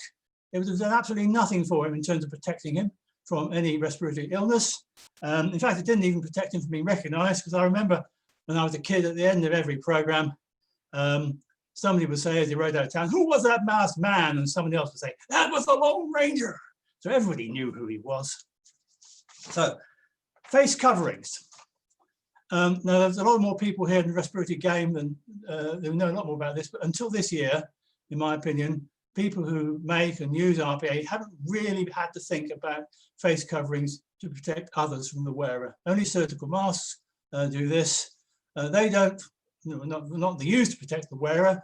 As we see later, they may protect the wearer, but they're not used for that. And to my mind, they don't really count as RPE. So what we test with all our standards are for protecting people wearing a respirator against hazards. Most of these, apart from the positive pressure ones, work under suction. That may well have a beneficial effect on face seal during the suction phase, and that face seal may well be overcome and leak during the exhale phase, where it's working under an internal pressure. So I say I've been trying to keep research quite early on. Edinburgh University did some study. They used FFP1s and 2s with no exhale valves. They used surgical masks, and they used face shields as face coverings, and that's the reference there. And I've been in touch with them and had a chat with them about their work. And they were doing it basically in terms of air density.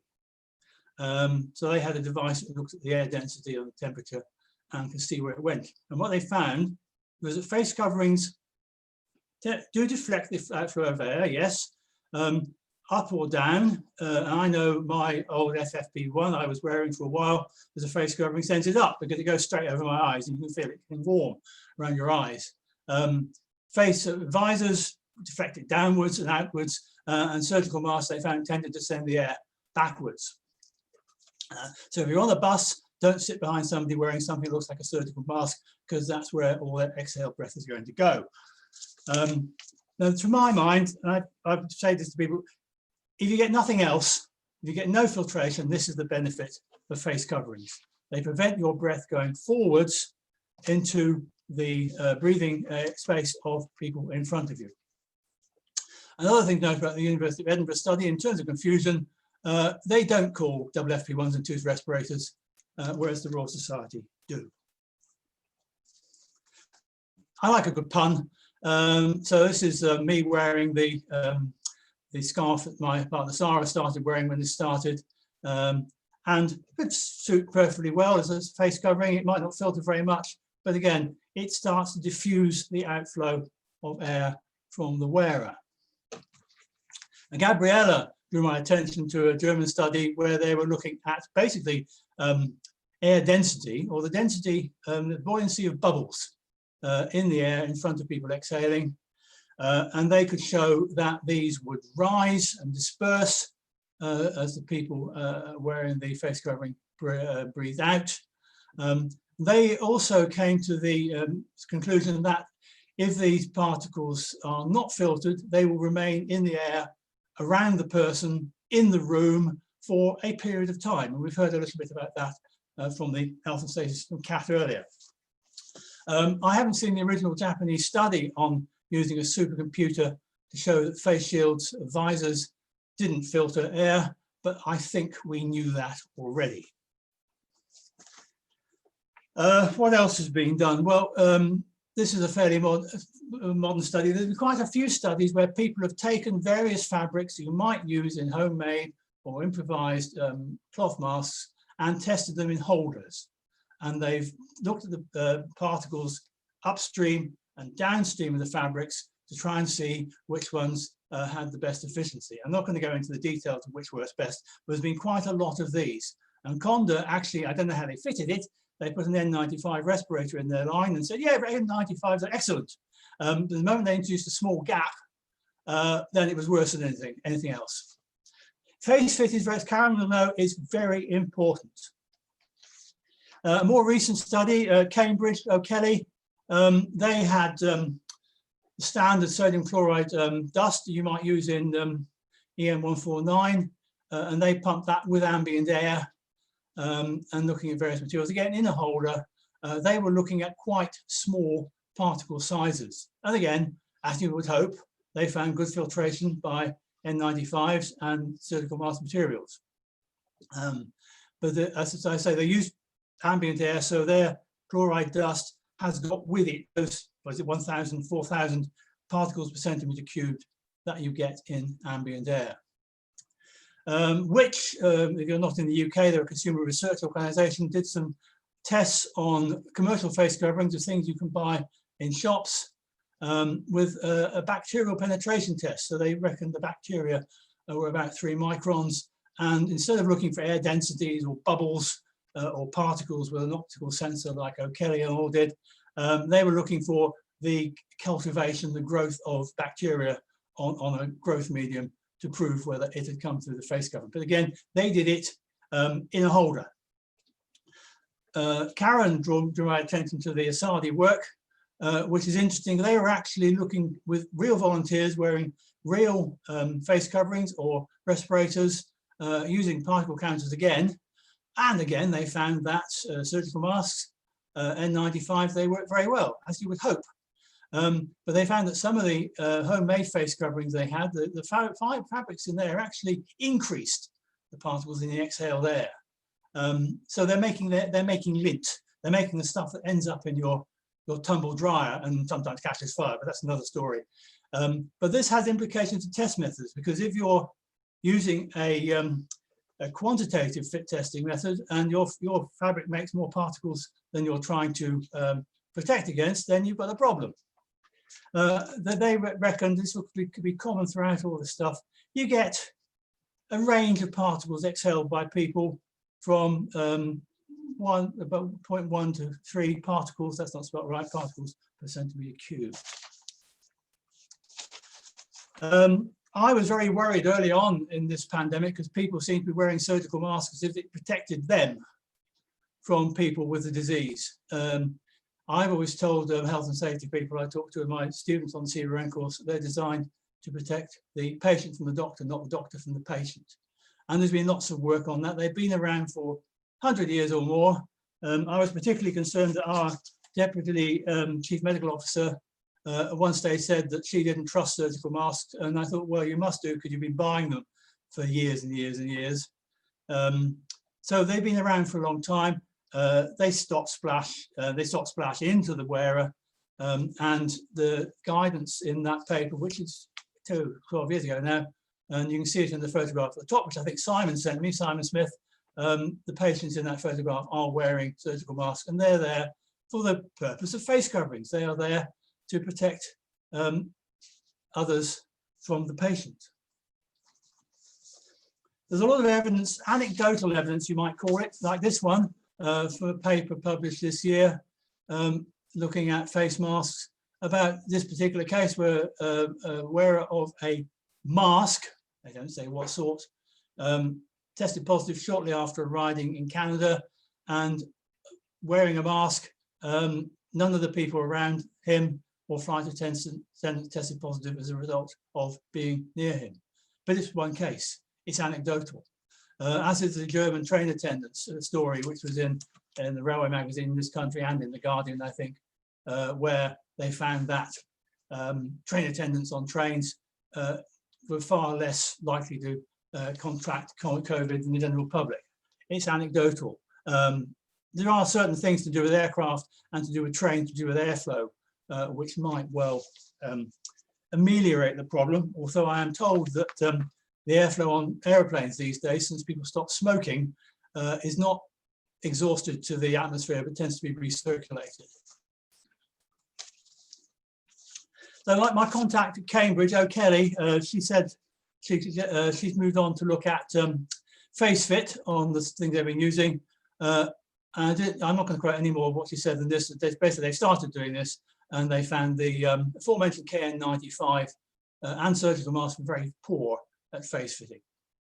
And that's where it's important. It's the effectiveness of that seal around your face, which is likely to be better when you breathe in than blow out. That's important with face coverings, because there we'll always find the easiest way.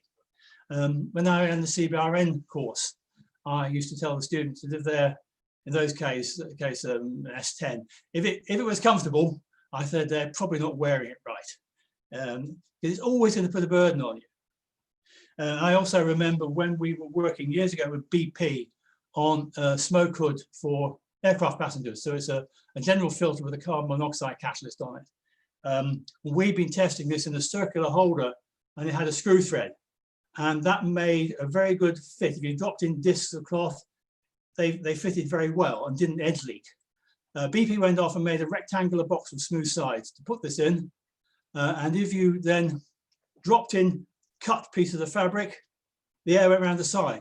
If you put the fabric in oversized and shoved it in and wedged it in, the air went around the side. It was only when we took the fabric, glued it into a block using a special sealant, glued the block into the box, that we got rid of air leakage. Air is always going to react against any sort of breathing resistance. I have something else that gets my goat. I'll end up with a lot of goats at the end of this talk. These cheap surgical masks, people in HSE and BSI will know some of them to come in with these appellations. And sorry, there's a chat here. I don't know if that's because they can't hear me. Yeah, okay. The CE mark they've got means absolutely nothing in terms of protecting people from inhaling COVID-19. And also, I don't believe you need to get rid of disposable masks every time you use them. But if you do get rid of them, for God's sake, don't leave them in the gutter, like that one down on the North Devon coast in the tourist resort, or the one on the right is in the middle of a nature reserve, which is at least 2 miles from anywhere where you might want to wear it. Page down. My page down seems to stop for some reason. Not quite sure why. Seems to have frozen. There we are. Now, if we're looking at what people exhale, there's been quite a lot of studies on this, looking at the sizes of particles in aerosols. The virus is 0.1, 0.125 microns, supposedly. It'll probably not exist on its own. It will be sticking to a droplet or a dust of some sort, and thus be a little larger. And in terms of there's a big debate about whether it's the small particles, the respirable particles, or the big particles that carry the virus. People who've looked at the small particles reckon they're 0.3, 0.5 micron in size, and there might be up to 4 particles per centimetre cubed. And that particular study by Fabian back in 2008, looking at influenza, they reckon that about half of the population of people they looked at exhaled their breath from produced 98% of the particles. And they found influenza on a third of them. And again, their numbers of particles range from maybe 0.1 centimetre cubed up to maybe 9. There's been a study by Asadi recently in America, and also in Bristol Imperial Universities have been studying singing, the PERFORM study. They've been looking at how many particles are expelled by people when they're talking quietly, talking loudly, or singing. What they actually found was it's volume that's important. If you're talking loudly or singing, you produce roughly the same number of particles, and that was more or less the most that they found. But they and various other studies have definitely shown that there are some people in the community that can produce maybe up to 2 orders of magnitude more particles than the average person, than the least particle producing people. So there is this story of people who are more likely to spread the virus by, I hate the term super spreaders, but by making more particles. And these people do exist. The other interesting thing to note is, in terms of the number of particles people breathe out, it might be around 1 particle per centimetre cubed. If you breathe in 1,000, 2,000 particles per centimetre cubed. Where do they go? Well, they go in here. So most of the particles you breathe in from the air, whether they're infectious or not, stay with you. I'm only putting this up so I can come on to talk about the fit of surgical masks. FFP1s under EN 149, you have to get no worse than 25% penetration. Because there are studies that have been done to show that surgical masks can be that good. This particular study, they were looking at the materials for face coverings, and yes, in surgical masks, and they can, the materials in surgical masks, they're quite good filters for particles and droplets, but they found that face fit was a problem. They had 9 in there, this is about 15 years ago, widely used surgical masks, and none of them passed a qualitative fit test. And what surprises me, although there's a second study there that confirms it, that they found that the fit factor was about 5 and not, so 80% efficient. I know Simon's online, he might have a comment on Simon Smith, he might have a comment on this, but I find it hard to believe that something like that actually is worse than something like this. And I find it very hard to believe. And that's on inhalation. I expect it's even worse on exhalation. Yet, in contrast to that, there have been studies of disease in the community which suggest, and these both were during the early stage, mostly I think based on data from China, that people are finding that surgical masks are as good and nearly as good as respirators. And on the other hand, the last paper I cited, they talk about an incident in Toronto during SARS, where healthcare staff thought they were wearing respirators for an intubation. In fact, they'd been given surgical masks and they all came down with SARS. To my mind, it's a very complicated situation. So a surgical mask, well, it must prevent to a certain extent what we heard about from Kat, peri-oral transfer. People putting their hands on their face and their noses and things like that. And as I think we heard from Italy, hardworking health workers, they've got to go home sometime. They've got to go into the community. In this country, their children will have been at school all last March, April, May. And if you look, and they've got two studies here, the Office of National Statistics, they did an age-adjusted analysis of health workers back in, I think it was April or May, and they found that health workers in the UK were no more likely to die once it was age-adjusted than general public. Yet, if you look at the Zoe, Zoe is the thing you get on your mobile phone, where they give you a text and say, "Are you well?" And you say, "Yeah, I'm well." So they've got data from that, and when you set up, you tell them whether you're a health worker or other things as well. And they reckon that people who were in the health service in UK and USA were far more likely to test positive for COVID. ONS says they're about the same likely to die. There's a lot of work to be done on this, and a lot of work will only be done in a long time in the future. I was reminded of the quote from, I think it was Chou En-lai, who asked about the results of the French Revolution, probably back in the 1980s. He said, "Well, it's too early to say."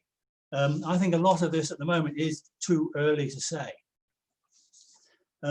Something else that gets my goat, I don't want to go into the mechanisms of this again, because we heard it from our colleagues in Canada last time, but there's a certain people, some quite respectable scientists who seems to think that if a hole in the fabric is bigger than the particles trying to go through it, the particle will go through it. The filter mechanisms allow particles to impact and be intercepted by fibers, as is shown in that picture down the bottom right. Now, I'm afraid we've been using that picture of what's basically salt dust from a fit test, sticking to fibers with huge holes. And I've been using it for 20 years in the CBRN course, and I haven't the faintest idea where it came from, I'm afraid. I usually like to be able to reference these, but I have no idea where that came from. But it seems to show small particles not going through the holes, but being caught by the fibers.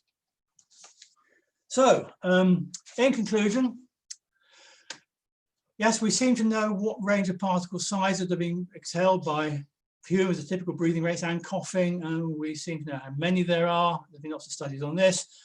We can show that there are certain people in the community who exhale far more particles, and as many particles as 10 or more of their fellows. And maybe those are the people we ought to find and just keep indoors, out of the way of everybody. There are studies that show that particle production during talking and singing is a matter of volume, not what you're doing.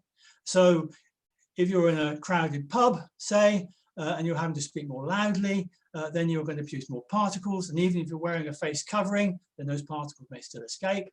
There are lots of studies that show that face coverings do at the very least deflect exhaled breath. They may not filter it.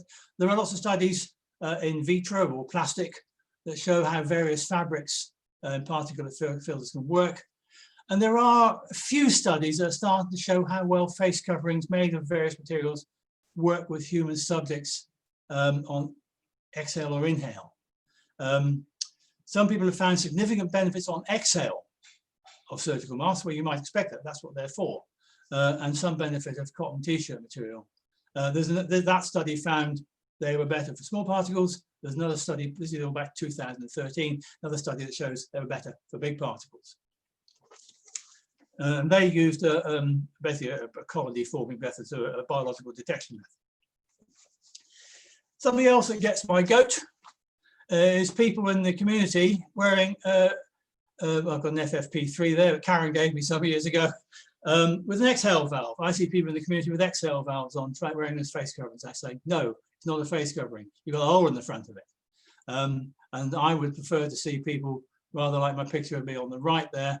And I think I first saw this being done in Italy, and I believe it's common advice now, but in Italy, back in March, probably, on the television report, somebody had a valved FFP2 or 3, and they stuck a surgical mask over the front of it because they realized when they breathed out, that's where their breath would go. And I thought, somebody's using their little grey cells. Good. And just the last three, we went out doing some photographs. Quite often you see people with one on the top there, because they don't breathe through their noses, so they don't need to cover them. You see people like the one on the bottom left there, where they're talking to the BBC, so they put their mouth, their face covering down to talk to the reporter. And the last one there, well, if you're out in the sun, you're thinning like me, you need something to keep the sunburn off your head, don't you? So, thank you, Sarah, for taking my photographs of me, and thank you all for listening. I shall try stopping sharing now and see what we've got. Mike. Thank you very much, Mike. And I think this is very much a case of watch this space in relation to developments of requirements and standards for face coverings, because I know that's an active topic at the moment. I do have a question. On your last slide, you talked about exhalation valves. One of the questions that came in was, are you aware of any studies that really looked at the degree of exhaled particles exiting through an exhalation valve? Are you aware of any studies along those lines? I haven't, and I say that the people who are looking at the Edinburgh people didn't have exhale valves on theirs. I would imagine a considerable number of that 0.1 to 8 particles per centimetre cube will get out. They probably don't go straight forward, they probably go sideways. I remember our Chancellor Rishi Sunak was photographed coming out pret-a-manger with a face covering with an exhale valve on the side on it, and so they go that way. But I suspect quite a few will come out. Whether it's fewer than if you've just got it's bound to be fewer than if you've just got a visor on, but some will come out, I think. I've not seen a study. Right, and a point was raised as well. I think at one of your slides you talked about some surgical masks may have a CE mark, saying that they are certified to the PPE regs. These were surgical type masks. So this thing I held up is not a surgical mask. It's something that looks like a surgical mask. And in the early days, you get these in Marks and Spencer's £1 for 3. Yeah. And they had on a designation, that particular CE mark, which I quoted, which has nothing to do with EN 149. It's just a CE mark they stuck on there. Yeah, probably question marked. You know, one that's something that we all need to check when the CE marked. We need to check the authenticity, what it actually means, whether it's legit, etc. Right. Yeah. Now, more recently, Marks and Spencer's have dropped that. They've got the same face coverings, but they've dropped the CE mark. So obviously, someone's had a word with them. Okay. Yes, just to add a little bit more information, just to face coverings. There is an active European standards committee that now is looking to develop a technical specification for face coverings. So we should see that at some point in the near future. Okay. So thank you very much, Mike. If you want to keep your video there, and if we can invite the other presenters, there is a few questions that I'd like to address to everyone. If we still got Kat and Brian with us, that's brilliant. So let me go back. Just bear with me. There was a question regarding the possible variation in strains of COVID-19 from the first wave to the second, and could this be anything to do with why reinfection could potentially be more worse for the individual? Hi, Mike. Not sure. Because we know that the flu virus mutates. Mm-hmm. Are we expecting the same with the COVID virus? Yeah, there are a lot of coronavirus strains out there. It's just that at the moment, not that many of them infect humans. They mostly infect animals. So it's highly likely that we'll get some more coronavirus strains out there.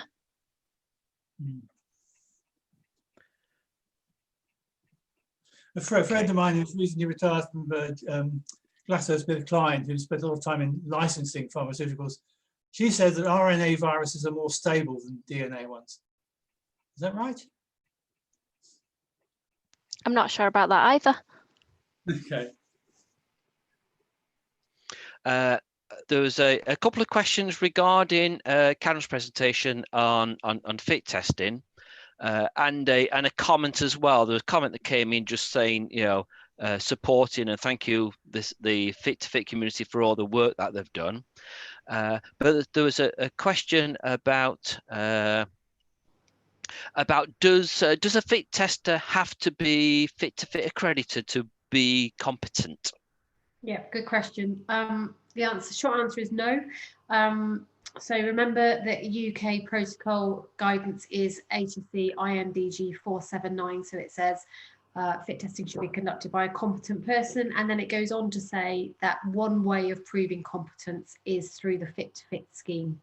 So it's not mandatory, but in terms of if ever you have to stand up and prove competence, that's really the only way in terms of an accreditation at the moment that you can do it. You are, of course, free to do anything else that you want to meet the law. Right.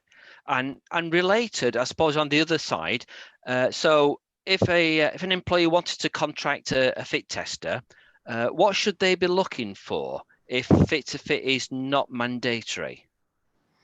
In terms of employing someone to come onto their site, a signpost to a good fit tester, essentially, yeah? Yeah, so what sort of criteria, credentials should they be looking for, you know, to be able to understand whether someone that they bring onto their site is competent if they are not Fit to Fit accredited? Yeah, and that's a really good question, and it's difficult, and I wouldn't want to be in that position. Essentially, you're looking for evidence of training, so you're looking to see whether that person has been on a good course. Have they been on a Fit to Fit approved training course, or where have they got their training from? What's their program of refresher training? How have they kept up to date with information? Typical CPD type stuff. And really, are they following UK guidance? So what protocols are they following? A good fit tester will have good answers to these questions. They'll also have the kit needed to come and do the fit testing with. So the qualitative or the quantitative fit testing device, they'll come with masks for you to try, and various other bits and pieces. So it won't just be somebody turning up at your door pretending to know what they're doing. The American guidance actually does have some quite nice information in it, as does the ISO standard, in terms of what to look for a competent fit tester. So excuse me, if anybody wants more information about that, that's something that we could share with you if that's what you'd like. Yeah, that's good. So that they could be like questions that they could simply ask any potential fit tester they bring on the site. Yes. Yeah. That sounds good. There's another question. I'm not quite sure from whose presentation it related, but it's a question about aerosol generation procedures. And the question is that the presenter mentioned aerosol generation procedures can also be present in the community. Have you got an example? Yeah, that was my presentation, Mike. So aerosol generating procedures, and there's, if you go onto the Gov website, there's vast amounts of them. So one example, I mean, dentistry, so drilling is a common example. But another really common example are cough assist machines. So people who've got multiple sclerosis or motor neurone disease often require assistance in, well, let's not go into it in too much detail, in coughing. So cough assist machines, but of course they produce aerosols, human aerosols, so they're a big problem. And playing the flute. Sorry, Michael. Playing the flute. Oh, musical instruments, the singing, yes. Right. Another question, which is a very interesting one. Fit testing is required only in the UK, so we're talking about UK, as opposed to some of the other European countries where it's not mandated. So would you expect less healthcare worker infections in the UK compared to other countries that don't conduct fit testing? Mike Williams, you've got some evidence or not on this, haven't you? Well, I've not got a lot. Zoe, as I say, the phone app, they claim that the prevalence of infection in the UK is higher than in the USA. But they're not quite clear whether that's due to lack of equipment or something else. And again, it's too early to say, I think. I suppose with what we heard from Brian and Kat about the modes of transmission, both at work, traveling to and from work, at home, in the community, I suppose it'd be very difficult to isolate where one has caught this infection. Yeah, I don't know whether Brian or Kat, whether you think there's any potential future investigation research work that may be taking place to look at this sort of thing. Absolutely right, Mike. It's very difficult to tease out public health public exposure from workplace health exposure. There's work being done. Certainly, there's a SAGE in the UK, a SAGE working group, which is looking at things like ventilation in the workplace and the performance of that in terms of mitigation and control factors.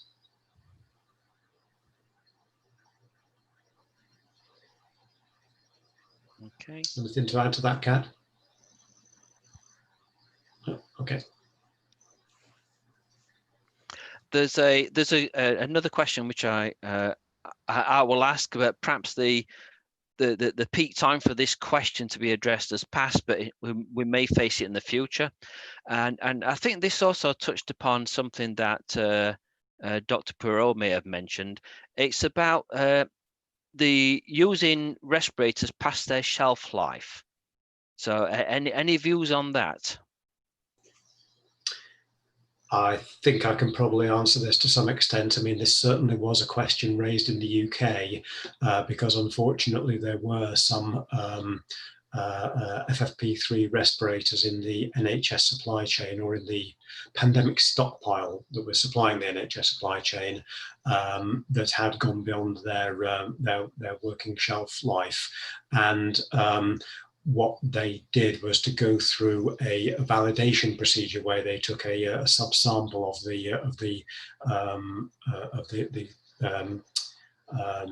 the stock in the stockpile and put them through a retesting just to ensure that they still provided fit quantitative fit test. Also, that I think one of the other things consideration there is storage and deterioration, because when they're in the NHS stockpile, they're under controlled environmental conditions. It's when they come out of there and they're being stored long term in, shall we say, suboptimal conditions, such as in storerooms in hospitals or whatever, where they might be subject to, different less controlled temperatures or humidities, and you can get sort of physical deterioration of things like the elastic straps and things like that. And I'm sure you'd probably agree with that, wouldn't you, Mike? Yeah. But yes, as you say, it's a diminishing problem to some extent in that the cavalry, and certainly in the UK, the cavalry seems to have arrived in terms of a number of containers full of PPE sitting in Folkestone, being steadily transported up to Daventry. So we are perhaps hopefully seeing the back of the potential need to use out of date RPE. Thank you, Brian. Another point that's being raised, question that's come in, and I think this is very, very pertinent to all of us in our, I suppose, our professional, our day job, but also to the society as to what the ISRP can do, and that's about what can we do to educate. This question mentioned the healthcare sector, but I think it's educate everyone who has some role to play in PPE and RPE to understand the difference between what is a medical device, those designed to protect the surgical environment or as source control, and proper respiratory protective equipment. Any ideas on how we should try to re-educate to some extent all those involved in respiratory protection?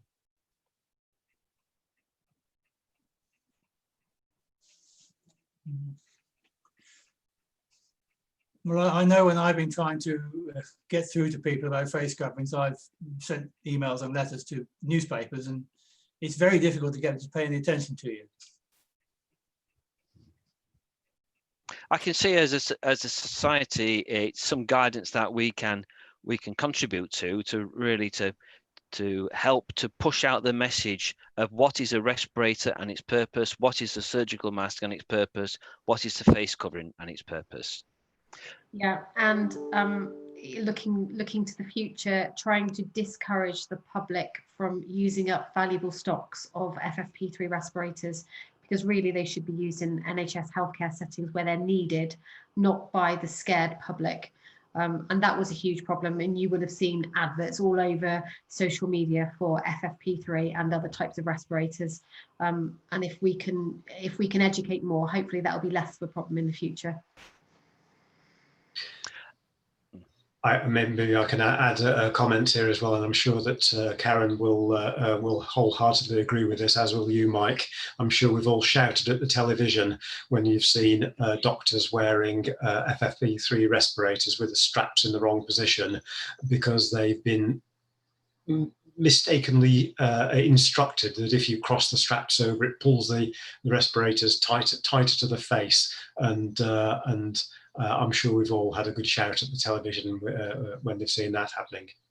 We have. However, I would put a caveat on that. I would have agreed with you wholeheartedly until a couple of weeks ago when I read some user instructions from a couple of the new push respirators that are going into the NHS, where it does say on the user instructions, in order to improve the fit, you may move the lower strap up to the upper strap. And that was a surprise to me, but that is actually in the user instructions of a couple of those masks. Yeah. And I know that going back to, sorry to interrupt, Mike, my experience with working with the high consequence infectious disease hospitals, to some extent they were positioning the straps incorrectly for wearing with, for example, treating Ebola patients so that they could take the mask off easier without cross-contaminating themselves. But there they were using the respirators more as a facial protection rather than respiratory protection, of course. But these, you know, sort of, then you get sort of a confusion of the instructions, and you start to, bad practice tends to creep into other areas of use. Yeah, sorry, this is David, just to chip into that. I've been listening to this within very interesting. For me, that comes back to training, and I'll use kind of, if you put a dollar sign, euro sign, pound sign on the cost of training someone like Dr. Puro or a consultant in a hospital, and you see them, and you mentioned it, Brian, that we've all screamed at the TV when you've seen healthcare workers wearing PPE incorrectly. And that's no fault of the healthcare worker, that's just a simple lack of proper training. And I think that's where ISRP, excuse me, that's where ISRP and industry has an obligation to support government and support national bodies in helping to provide that training, so that the very expensive healthcare workers and doctors and nurses get the training that they require to wear that PPE correctly. And that's kind of my hobby horse soapbox coming from CBRN. If you don't go and pay for all that expensive equipment if it's not going to be used properly.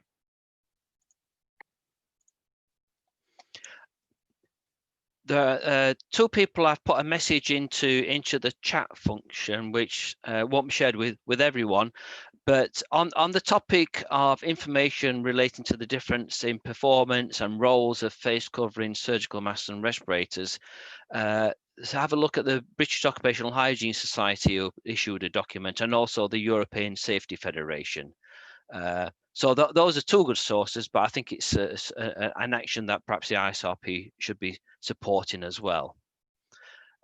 Moving on to another couple of questions. This one may be for Dr. Perot, if he's still with us.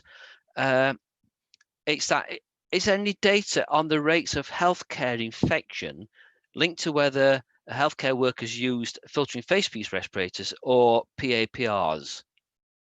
Are we aware of any data that may support perhaps the additional protection offered by a PAPR? The question is if there are data on infection, healthcare workers infection. Yeah. Wearing not wearing the PPE.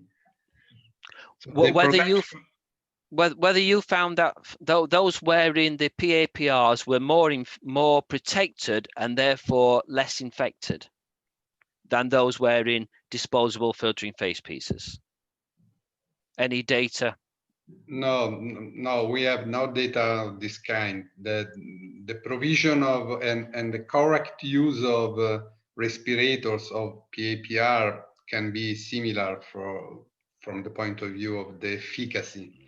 Is the comfort probably, and is most important, and the combination of all the PPE, the PAPR also provide the protection of the eyes, of the mouth, of the contact, and you have just one item to wear for all the protection. But the efficacy of a good fitted FFP3 or FFP2. What I would like to stress is the personal protective equipment is only one part of the problem. So the major point of the administrative measures and engineering measure, when we work in a room with 12 chains per hour, I dilute in some way the amount of the particles that can expose to the infection. And if I work on in a world with old world with force, or in a long-term healthcare facility with very crowded small space without ventilation, and the risk can be very different. So as in our institute, that working in a air isolation room is different when working in non-isolation air isolation room. If you are caring for a patient with non-invasive ventilation, in some way it can be different if you are caring for a patient with helmet CPAP. Oh, there are several aspects that should be considered.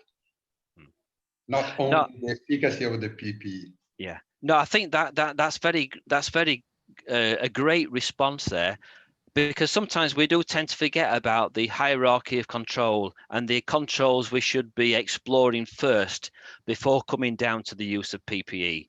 So a comment well made there. Great, good to hear that. If I may.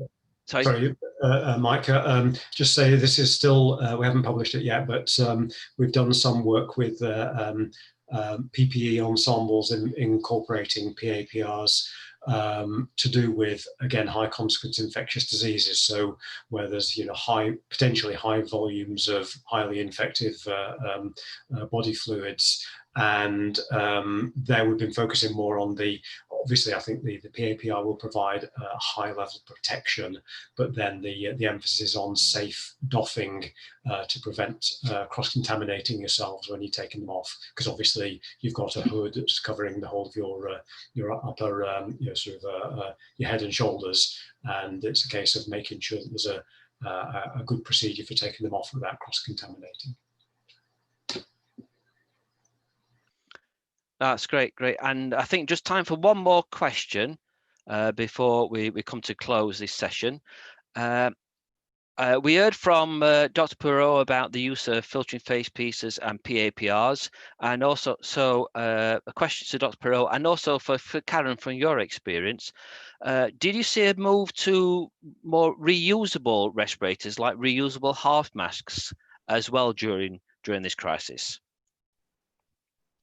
Yeah, so from my point of view, yes, we did. And yes, we still are seeing a move to reusable half masks. They solve two problems. They solve the problem of insecure supply of FFP3s. So if you're one of the acute hospital trusts that are having push respirators sent to you and you have a different model every couple of weeks and you're having to refit test, they get around that problem because you have one respirator and one respirator only. And they get around the problem of smaller face shapes and sizes. Reusable half masks tend to always come in 3 sizes, small, medium and large. So you do have that option, especially for smaller female faces. They do, though, come with other problems of their own in that, in terms of HSG 53, you need to have a respirator program in place whereby you look after, you maintain those respirators and you inspect them on a daily and monthly basis. So they do come with their problems, but they do solve other big problems. Thank you, Karen. And any experience or feedback from Dr. Poirot about the use of half masks, reusable half masks? We use sometimes half mask or also the full face mask with filters, but in particular was in the endoscopic unit, the full face, and in the anatomopathology sometimes use the full face.